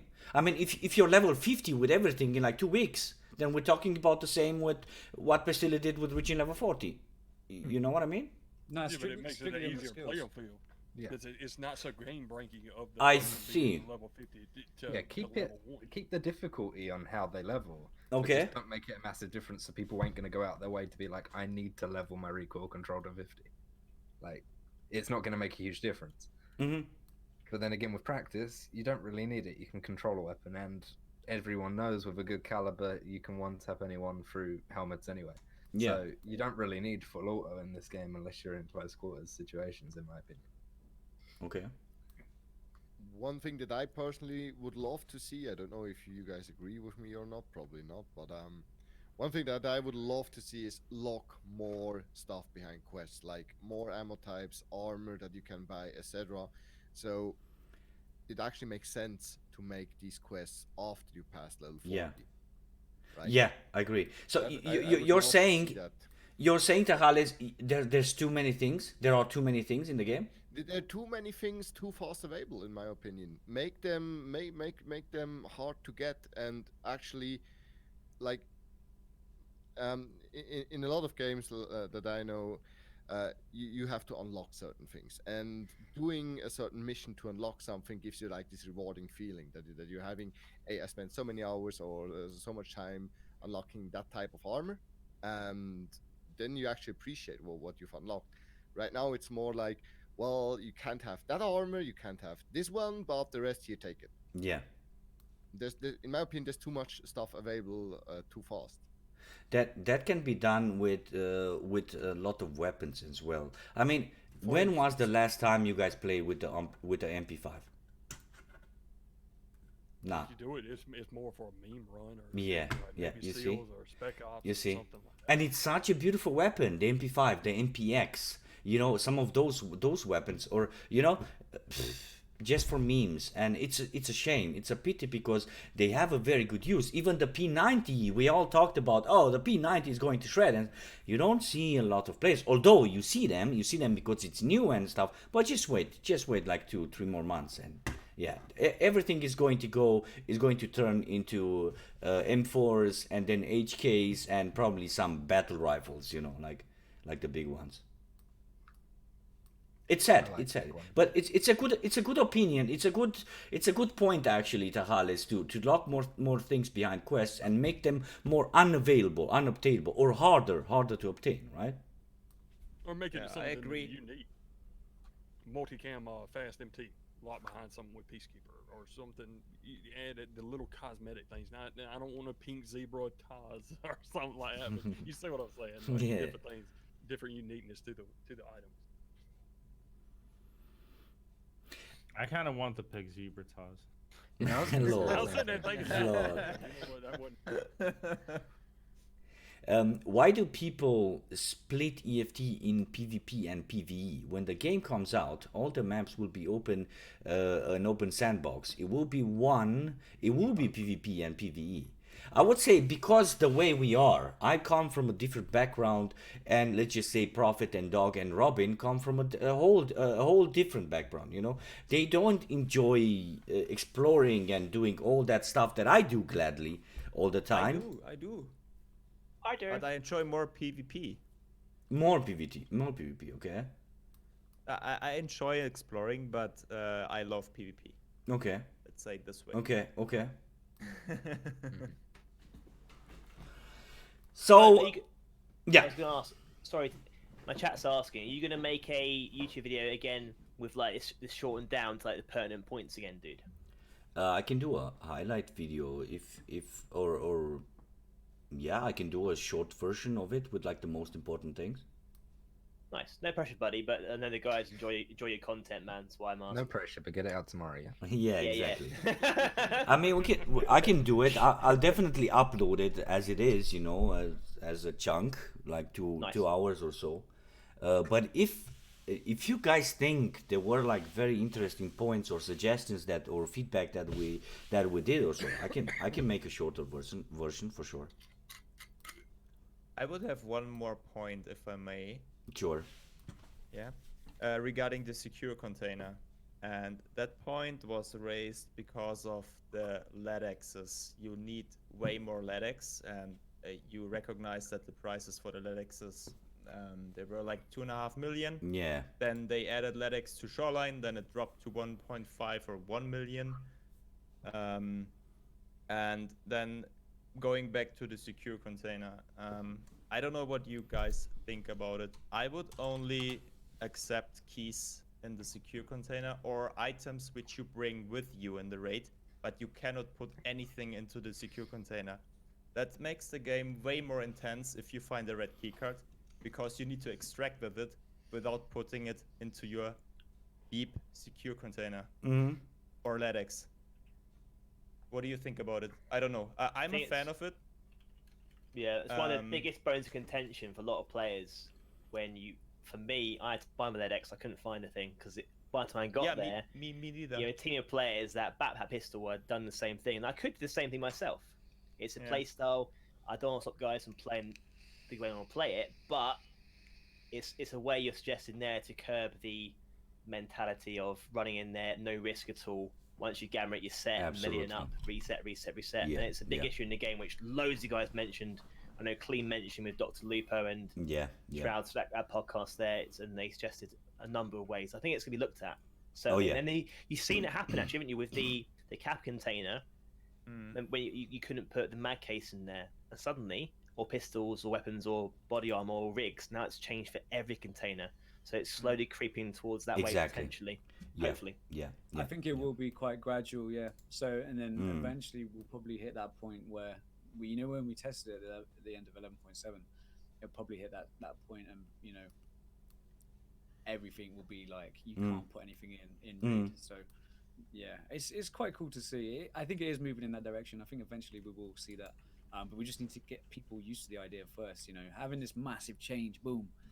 Yeah. People are like, whoa, I don't like it. So when now with M995 going up in price, oh wow, give it 2 weeks, it'll just be normal. Yeah, I totally agree with you, mate. Yeah.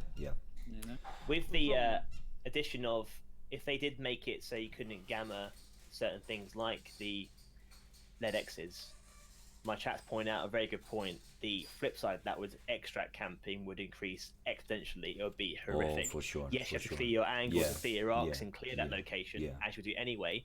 But I would certainly see it increase, definitely. The tactic would be to run to extract and watch it the entire time. Why not?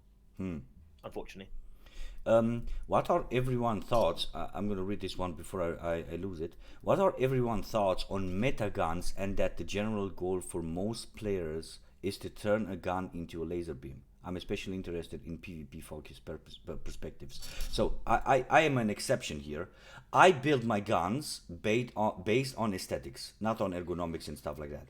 Same. Same, okay? Yeah. What do you do, Prophet? You're more into PvP? What do you do? It doesn't matter?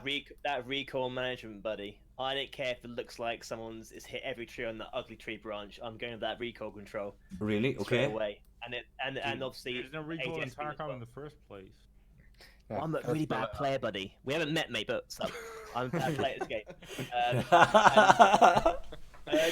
Ergo for quick ADSing as well. So you're right. Recoil control is you're right. You are right, dude. But my main point is going to be the ergonomics as well. It's super important. Okay, yeah. Well, the thing with the ergonomics is, as long as you can bypass ergonomics with a canton sight, why even have ergonomics in the game? Say again, sorry, what's that? What's the question? I mean, you're basically talking about ergonomics. As long as you have the canton sight in, which basically bypasses ergonomics, why have it, right? Because Mosin has -6. Seriously, Mosin has -6 ergonomics. So it's like you're standing up and you're aiming, your stamina drains really fast. Yeah. Keep in mind, I mean, Carly's obviously is ex-military. He's obviously fired a number of big weapons. He's had his hands around big guns and stuff before. It's a natural thing to have done. Words again, sorry. If he made all guns the same ergonomically, there'd be no point in the attachments. You lose interest in building your guns and such, apart from aesthetics. And in truth, guns do change ergonomically. If you try and fire a long barrel Mosin rifle compared to an MP5 SMG, it's a big difference. In real life, so it's accurate. Yeah, but Red, like, oh, sorry, go ahead. Go ahead, Bear. Because I've got to get. Talking about with the appearance and whatnot, with the recoil. Okay, with full auto recoil, where it turns weapons into a laser. Let's go to the dynamic of what it actually is. This game is supposed to be realistic, whatnot. Going to two different recoils. Have a single shot recoil, have a full auto recoil, because in real life you're not going to. I've talked about this a lot. It's always a gun. On the voice community is when they add these weapons in. Yes, you cannot, with a 30-round magazine at 500 meters, sit there and go full auto with an M4 and be able to accurately engage someone. But if you were laid down, if you braced up against a tree, you had a bipod, whatnot. But how do you develop that? How do you put that in the game? Call of Duty's got it now with the mounting and things like that. But how do you put it in to where that makes sense? Yes, it is. You're capable of doing that in real life if you do all those things. But how do you put it in the game to where it makes it, to where it makes sense, or to where it's not an exploit or things like that, to where it turns into a laser? But if we get to a point of where the weapons are more realistic, that will stop somewhat of that cheesing or that leveling the recoil to where it's not so much of a great game breaking mechanic. Mm-hmm. Are you saying regardless of how much you train at recoil control, a person cannot control a gun at that range, that rate of fire, accurately on target, unless you're properly mounted like a bipod down?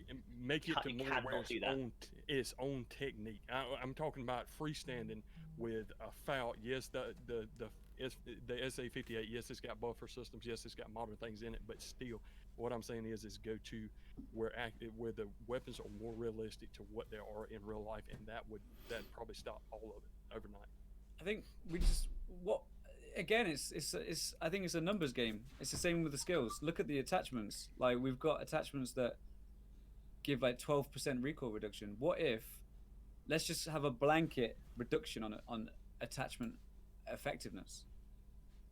So, you're not going to get these 28 recoil M4s, and we did see the change there with the 20-inch barrel and stuff. Like, I think you're absolutely right. There has to be a line. There has to be like a maximum like recoil reduction on things. I think weapon attachments are too effective. They're too good.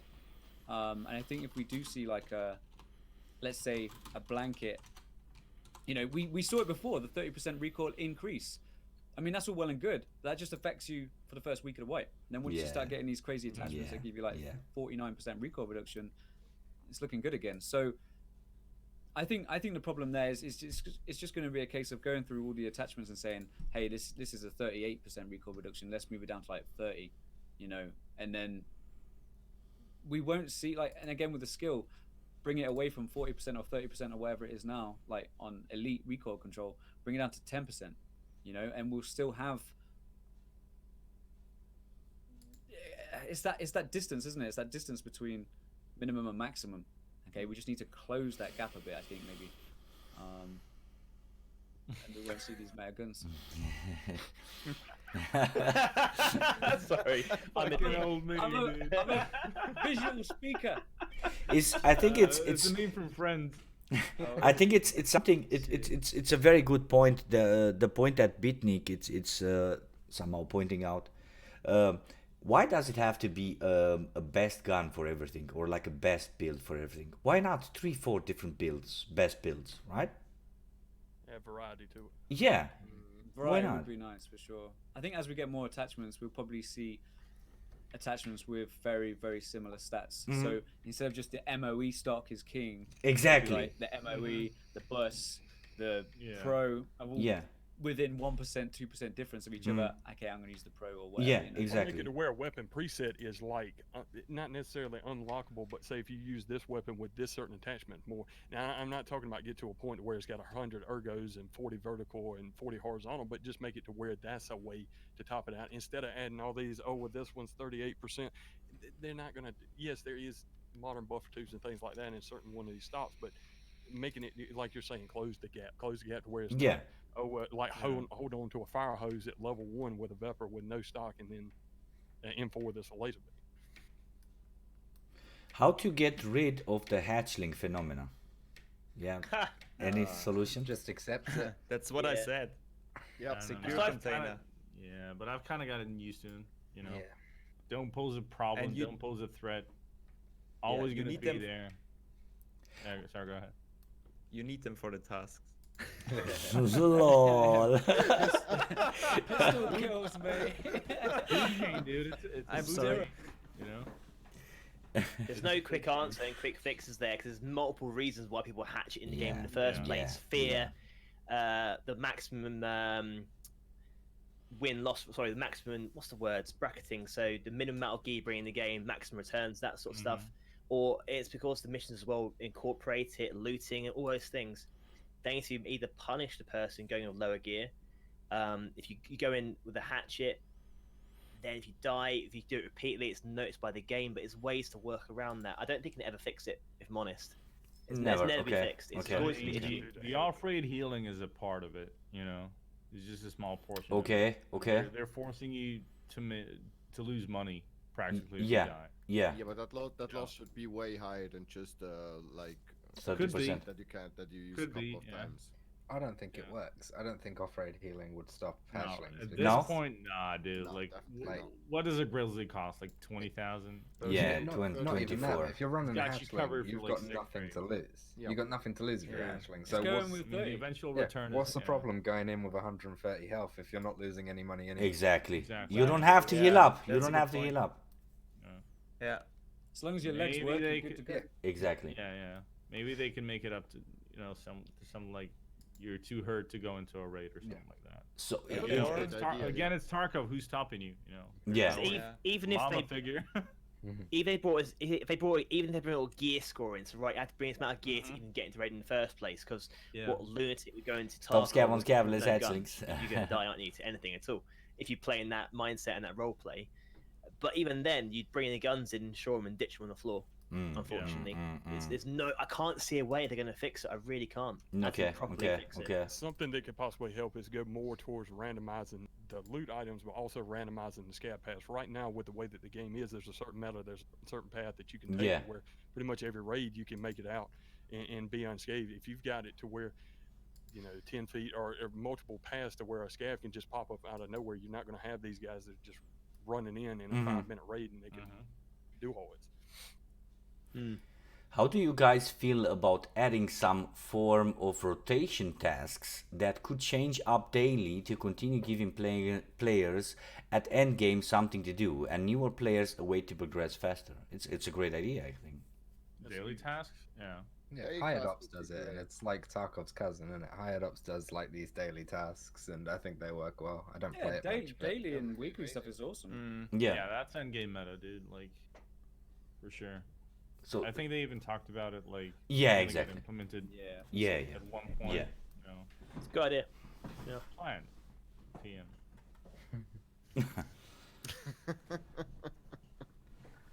Do you guys see yourself playing Escape from Tarkov in, let's say, 1-2 years from now? Yeah. I'm addicted. Definitely. I can't say no. I think most of us here played since since alpha anyway, or early beta. Yeah. I played And there's no other game 2017 out or there. so. Not fanboying. There's nothing out there like Tarkov at all. There's games that That's- Oh, yeah, FPS definitely, games. dude. It's unique. Nothing like it yet, is there? You got Siege and things like that, but the retention rate for Tarkov, that's what the question always comes up of the casual player and whatnot. You just, when you come to Tarkov, you got to expect this is a different game. You're not playing it for something else in it, or you're playing it for the hardcore. You're playing it for the different things that happen in the variation. It just Don't scare them away. I was thinking because I was about to add this. If there's no competition, because right now Tarkov doesn't have, especially with weapon customization and with gun handling and all that stuff, and the way the loot works with Call of Duty Modern Warfare. Is, That was a joke, dude. But go on. I was saying if they don't have competition. And the level, in my case, I'm talking about my case right now. If the level of frustration doesn't go higher than this, with like more stupid quests and stuff like that, then I'll definitely be here in 1 or 2 years, right? But if not, then yeah, we'll probably switch to I something just else. want new maps, dude. That's all I want. Like new maps. That's it. Like, yeah, pretty much. We got the hideout, speaking of, Yeah. like, each map is a different playstyle. Yeah. For sure. Look For at sure. labs. Definitely. Look at labs. What the fuck? I just Oh, want to get out that's of there. Sit in the corner. The Camping moment I City. deploy there, I want to get out. It's enough. I want to get out. There's two play styles for labs: sit in a corner and wait, Yeah, dude. and just Yeah. run around, kill everything. There's no in between. Yeah. Yeah. That's why I Yeah, suck at labs, man. It's 'cause I'm new Same. at it. Same. Don't worry. Same as I. Yeah, but it just feels like a completely different game mode. Oh, yeah. And then I look at Absolutely. interchange. It's a fucking disaster. Yeah. You get shot pretty much from every single direction Yeah. at any time. Or So- fair, you can do Splinter Cell on interchange. You can go sneaky. Yeah. It is a so many Splinter things. Cell map. Yeah. Yeah. Yeah. And then you have Factory, which is like, I think Yeah, it's you- aimed so the developers could laugh at us because you just can't return the money you've invested in while playing Factory. Eventually, you're gonna lose everything. Yeah. That's like a trial run for Arena, isn't it? Surely. Yeah, yeah. And then customs is like great for new players. A little bit of everything, easily. You can learn it pretty fast. I think. So I think each map has a purpose right now. Yeah. And when Streets of Tarkov hit, it's gonna be a whole new level. We hope so. And Yeah. something else. So many things coming in New this and game that aren't released yet. The sound engine point 13 hopefully will change the Steam audio. dynamics of the game and Yeah. how you maneuver Yeah. and move through the game. You won't have Yeah. to creep the entire time. You can push aggressive, like on the top floor of Resort, and not care that the guy in bottom basement will fucking hear you move and Yeah. flank him. It's Yeah. crazy. Yeah, That Well, would be a there was huge talk change. of Huge Steam change. audio. Yeah. That's coming in apparently, dude. That is Yeah. planned. Steam Always audio new is maps cool. and stuff, arena modes. Yeah. Will it be fully open in the game as well? Who knows yet? People doubt it, but it's possible. There's so many things that come in the future that are gonna keep people interested in the game and coming back to it, hopefully. Mm. And I how don't they think a game can ever and fail if DLC. they've got good devs. If they've got devs that are dedicated to a game, I don't think a game can ever fail because they're going to put enough time into it Yeah, and they're going to yeah. listen to the community, and I think Yeah. that's what's important for a success. A good point. Good point for sure. For sure. How I have a question here. How do you guys feel about the wipe that probably will come to It Tarkov? hurts. I think it's fine as long as you can quick key it off. Yeah, I think very useful and a lot of fun. As streamers and content creators, you seem to be amazing to scav teams like, hey dude, what's up, and try and communicate. And but as a PMC, you're gonna have the audio warfare. You're in dorms and suddenly someone blasts some fucking Russian music at the comms. Like, God damn it! You have to back out in options, turn it off. As long as you can turn it off, key. I'm Dude, fine with like, that. right Yeah, I'm now, fine on with that. fucking on reserve, there's an extraction where you need to find a scav player. Like, There's How one can on you do Woods that? as well. There's one on Woods as well. I can't. yeah, I don't know but why. who can South- do that? South Like, Africa. No hey, one. you Did approach you scavs guys as- do it? Did you guys do it? Did you guys even try it? No, Never. That doesn't make As a sense. scav player with a macro, possible. I'm gonna pop him. You know. Yes, yesterday I led a guy to customs dorms. I was on the kill 15 players in customs dorms. I led Okay. a guy there, led him there, executed the bastard right upstairs. I felt evil, but there was Let cool. him in this- Lord. let him in this area. Really? No? Oh my god. So you let the guy, you made him follow you until you hit dorms and then you killed him? Oh. in my mindset, buddy. In my mindset, I was like, right, I normally KOS players, okay? So you're lucky you're not dead now, boy. So I gave him a gun, and he came with me all the way to customs in dorms. I went, right, cheers. buddy. That's See you later." evil, on man. the forum, mate. Check the forum for your name. You're gonna be on there. Someone's gonna be Lord. calling. I never thought on something like that. That's why I Wow. changed my name every 2 weeks now. Yeah. No, it wasn't me. I don't know what you mean. What? Me? What do you guys think is the largest issue currently in Tarkov that is not related to performance? Would all move, the well, features that are in the game. I'm sorry? All the features that are in the game. Features. Yeah, features. Features. I don't get it. Performance. I What was the question? Sorry. come on, the healing bug, for instance. That bug is in the game for I see. ages. And it's one of the most annoying bugs that you I see. encounter on I a regular see. basis. There's That's nothing what they worse than mean with killing, like, a features. Okay, three-man okay, squad, okay. a bunch of players. You're like, yes, I killed these guys. Let's quick heal. Oh, I can't. Yeah, you cannot. Yeah. I mean, this is Then you literally bleed out. that ruined the fun for me so many times, for so many people in my chat as well. That is something that really needs to be addressed Disturbs. now. Okay. Yeah, For it's one of those me, game breaking things that will be sorted though. okay. For me, one of the major issues that I have, I'm talking about my background, you know, the way I play and so on, is the lack of progression or things to do once you reach level 40. It's almost everything turns into PvP, sadly, you know.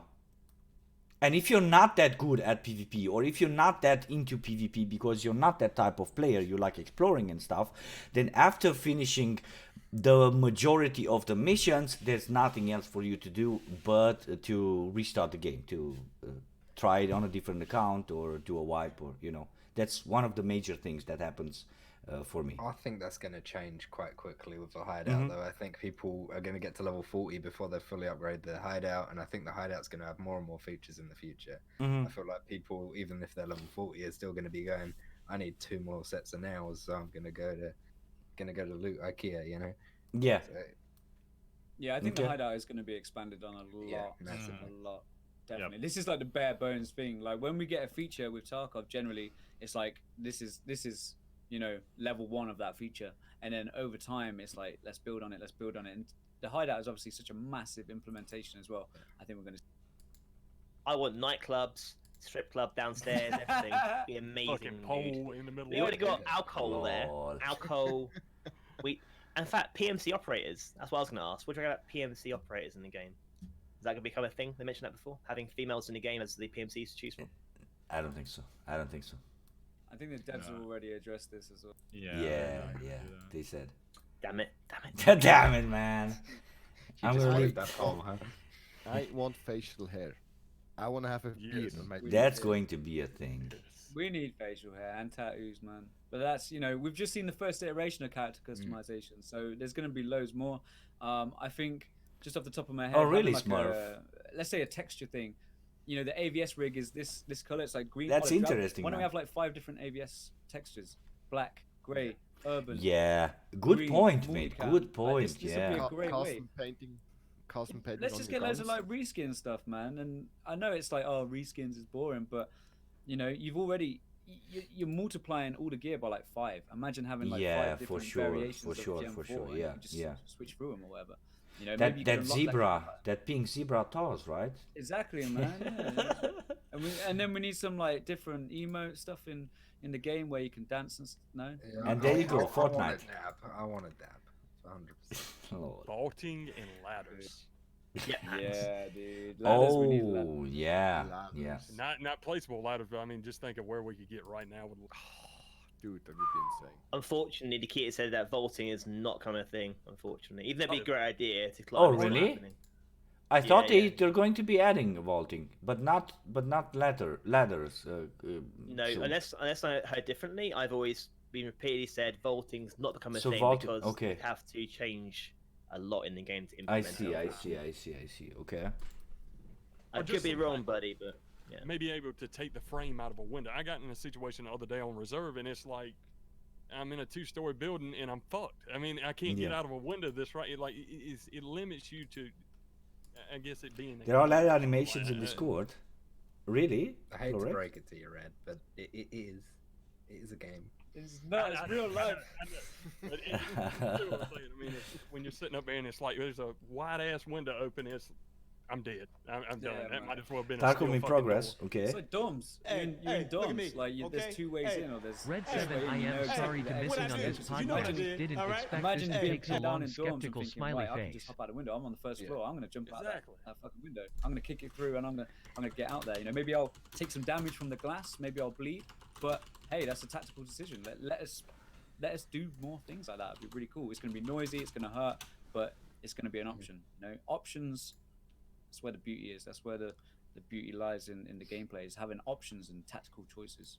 So Going back to what Jedi said originally about like things that annoy me about the game, what do you lot think about weather and rain and the noise of rain? Oh and how my much everyone hates that lord. shit? Dude, I don't hate it. You Nope. don't hate the rain? No, it covered my footsteps so many times. Okay. Covers my ears in It's blood. so- when they- So loud. I think it could do like don't a know. 10% reduction in Yeah, volume. yeah, something just like that. something, man. Yeah, Yeah. for Or sure. a volume Definitely slider they- where you they can can't make change it it. Volume slider, just turn it off. Like, okay. mute the rain, boom. Turn off Thing the is- grass. The brain's actually There we want used to claymores. be a lot louder than it is Oh, now. Yeah. Yeah, true. I think it's nice having weather effects. It's immersive and stuff. You feel more Yeah. engrossed in the game. I like the way it changes, but you're right. It's way too loud even now. Yeah, It, maybe like, not I can't 40 hear myself minutes of talking rain, shit. maybe like 5 minutes of rain. Yeah. Yeah. Have it more That will dynamic. that will probably change, guys, with Steam Audio. That will probably change. True. I know Steam it'll Audio has probably the never come, but if it is raining, I want it like the ground to get slippery. So if you're walking down a slip slope, I Lol. want it to make it, slip a little bit. The loadout gets heavier and stuff Or like see, that. or see fucking footprints in the ground in the mud. Like that would be cool. Follow footsteps to people. Blood trails. Call Yeah. Call of the Wild has that feature and it's working, but it's a whole different game. Yeah, it's Yeah, different. 100%. It's different. Something that I was going to talk about with the identification system. I understand that we're trying to make it to where, say, if all 4 of us come in a raid or anything like that, as far as the identification system, we're going to something. I understand it's not realistic to have a highlighted player or something like that, but the armband's not rendering and things like that. And now we do have to where you can change, I guess, your base layer, but still making it to where at some point do we need to go ahead and consider putting that line around the object to where what you're talking about with Call of the Wild, where you come up within 30 meters and you're able to see that footprint. I Exactly, understand exactly, Something and like follow it. You know, pursue it. Yeah, guys, Robin is back, and he's not sure if he has to join or not. I would say he was like, let me just read the script one more time, and because I don't know how much you guys covered, let's just try to, let's just, I don't know, just ask him to join us. It doesn't matter what we covered and what not. Just join us for like the last half an hour or so. I gotta go. It's been a pleasure, guys. Fair. Thanks for inviting. Thank you for Sure, brother. Talk to you some other time. Have a great evening. Have a great night, and thank you for Guys, have a joining, good mate. night. Yeah, take Thank care, you for man. inviting me. Peace. Bye bye, Fair. Bye. Bye. Robin says I still need like 15-20 minutes before I start the okay. I sit at the PC. Okay, okay, think, okay. For me, it's getting Yeah. late as well, so I do Okay. I do Okay. have one question or Yes. one point from the chat. They've been itching to ask, and I've been trying to fit it in. This is a cool idea. They say the idea that keys can be repaired with junk keys. Okay, now hear me out. Example: expensive key with 50 uses has 0 left. You then need a key machine in the hideout and feed it 5 junk keys like 303 or 206. Yeah. And repair the key to maybe 48. You know, when you repair armor, it brings the maximum durability down. So Okay. what they're saying is, would it be cool to have a key repair system, like a key machine in the hideout, which when you repair it, brings the maximum durability down for that key? What do you guys think? I love like it. that 49, idea, yeah. 48, 45 it uses. Yeah. I like that idea a lot. I think Yeah. it can vary depending on what keys, like how many keys you need and stuff like that. So factory key, now that's got uses. You could be like, oh, you need like 6 different keys that you don't want, like you want to throw away, sort of shit. Or give it to a trader and they're able to repair keys. Like Jäger, you can repair keys. Yeah, you go, exactly. It is the framework's in place. Yeah. Of exactly. course. What do y'all It'll give the think about 303 keys, 203 keys, etc. For sure. Yeah, yeah. I like it. What do you think about a master key? Like first floor key, second floor key, third floor key. Maybe Ooh. craft, like take a 310, take a 220, you gotta add them all together and master. I think by the time that they bother to implement that, pick locking will be the thing, because that was meant to be a thing ages ago, and then keys Yeah. are going to be irrelevant anyway. Possible. Yeah. Okay. So yeah, I would say we covered all of our topics, and we even went a bit out of the task that we had for us, you know, talking about the missions in the game. And yeah, it was awesome feedback from you guys, and I'm really happy that you guys were able to participate. I'm really sorry for Robin and for Life. He's a small streamer, but he could have covered the casual aspect, you know, because he also has a full-time job and he doesn't have too much time to play and so on, you know. And then for Robin, we all know Robin. He's like very much into PvP, but things happen in real life, and yeah, you can miss some stuff, and that's it, you know. Life goes on, right? So if you guys want to add something, then feel free to do it. If not, then I would say let's close it. Like, let's wrap it up with like some messages for your guys, or maybe for the devs, or who knows. Do you guys know about Twitch Prime? Yes, dude. Yeah, we do. Yeah, I heard about. So Robin, absolutely no problem. Robin is in the chat. I'm so sorry for it. Dude, you don't need to apologize. Real life is real life, and when something happens, you have to attend it, and that's it. Life goes on, right? So all of you that are streaming are 1 away from your sub goal, right? I think that's Yeah, that's just true. one One away, away, right? chat. Yeah. exactly, One away. Come on. Thanks, buddy. exactly, man. Just Yeah. no one worries. more. I just got an inkling in my head. Someone spoke to me. I just thought, you know, I better point it out. Just all happened to be one away. That's Yeah, it. yeah. It's like syncing your menses, you know. You sync your subs. That's what happens. Exactly. I would like to say to the devs, if this does ever get back to the devs, Nikita, BSG, guys, you know, we need to be very careful that we are catering for the guys in the middle, okay? Not just the top guys, not just the bottom guys, but the middle, okay? We need a healthy player base. We need people to want to play the game. Let's not make the game so difficult. And, you know, nobody wants to do a full-time job. Okay, look at GTA Online. I mentioned this before in another podcast or another time that we've spoken, okay, look at GTA Online. People buy shark cards so they don't have to go through the grind to access the content. Let's not do that with Tarkov, man. Let's keep the game enjoyable. Stay to what you wanted it from the. Yeah, man. Let's stick to the vision, the description on the main site, and we'll get there. But please do not make it such a grind that it's, you know, harder than people's real life jobs. You know what I'm saying? So keep it fun. Still hardcore, but keep it fun. Yeah. Yeah, don't make it, you know. Where we're pulling 12-hour shifts. Hey Dan, can you get up and watch my hideout so nobody Yeah, yeah, sweet. Yeah. I'll be on the night shift for the hideout so I Lol. can get raided. Lol, yeah. Nah, exactly. Yeah, that's all I wanted to say. Okay. Cool. Yeah, Cheers, what I buddy. wanted to say is I agree with Dan.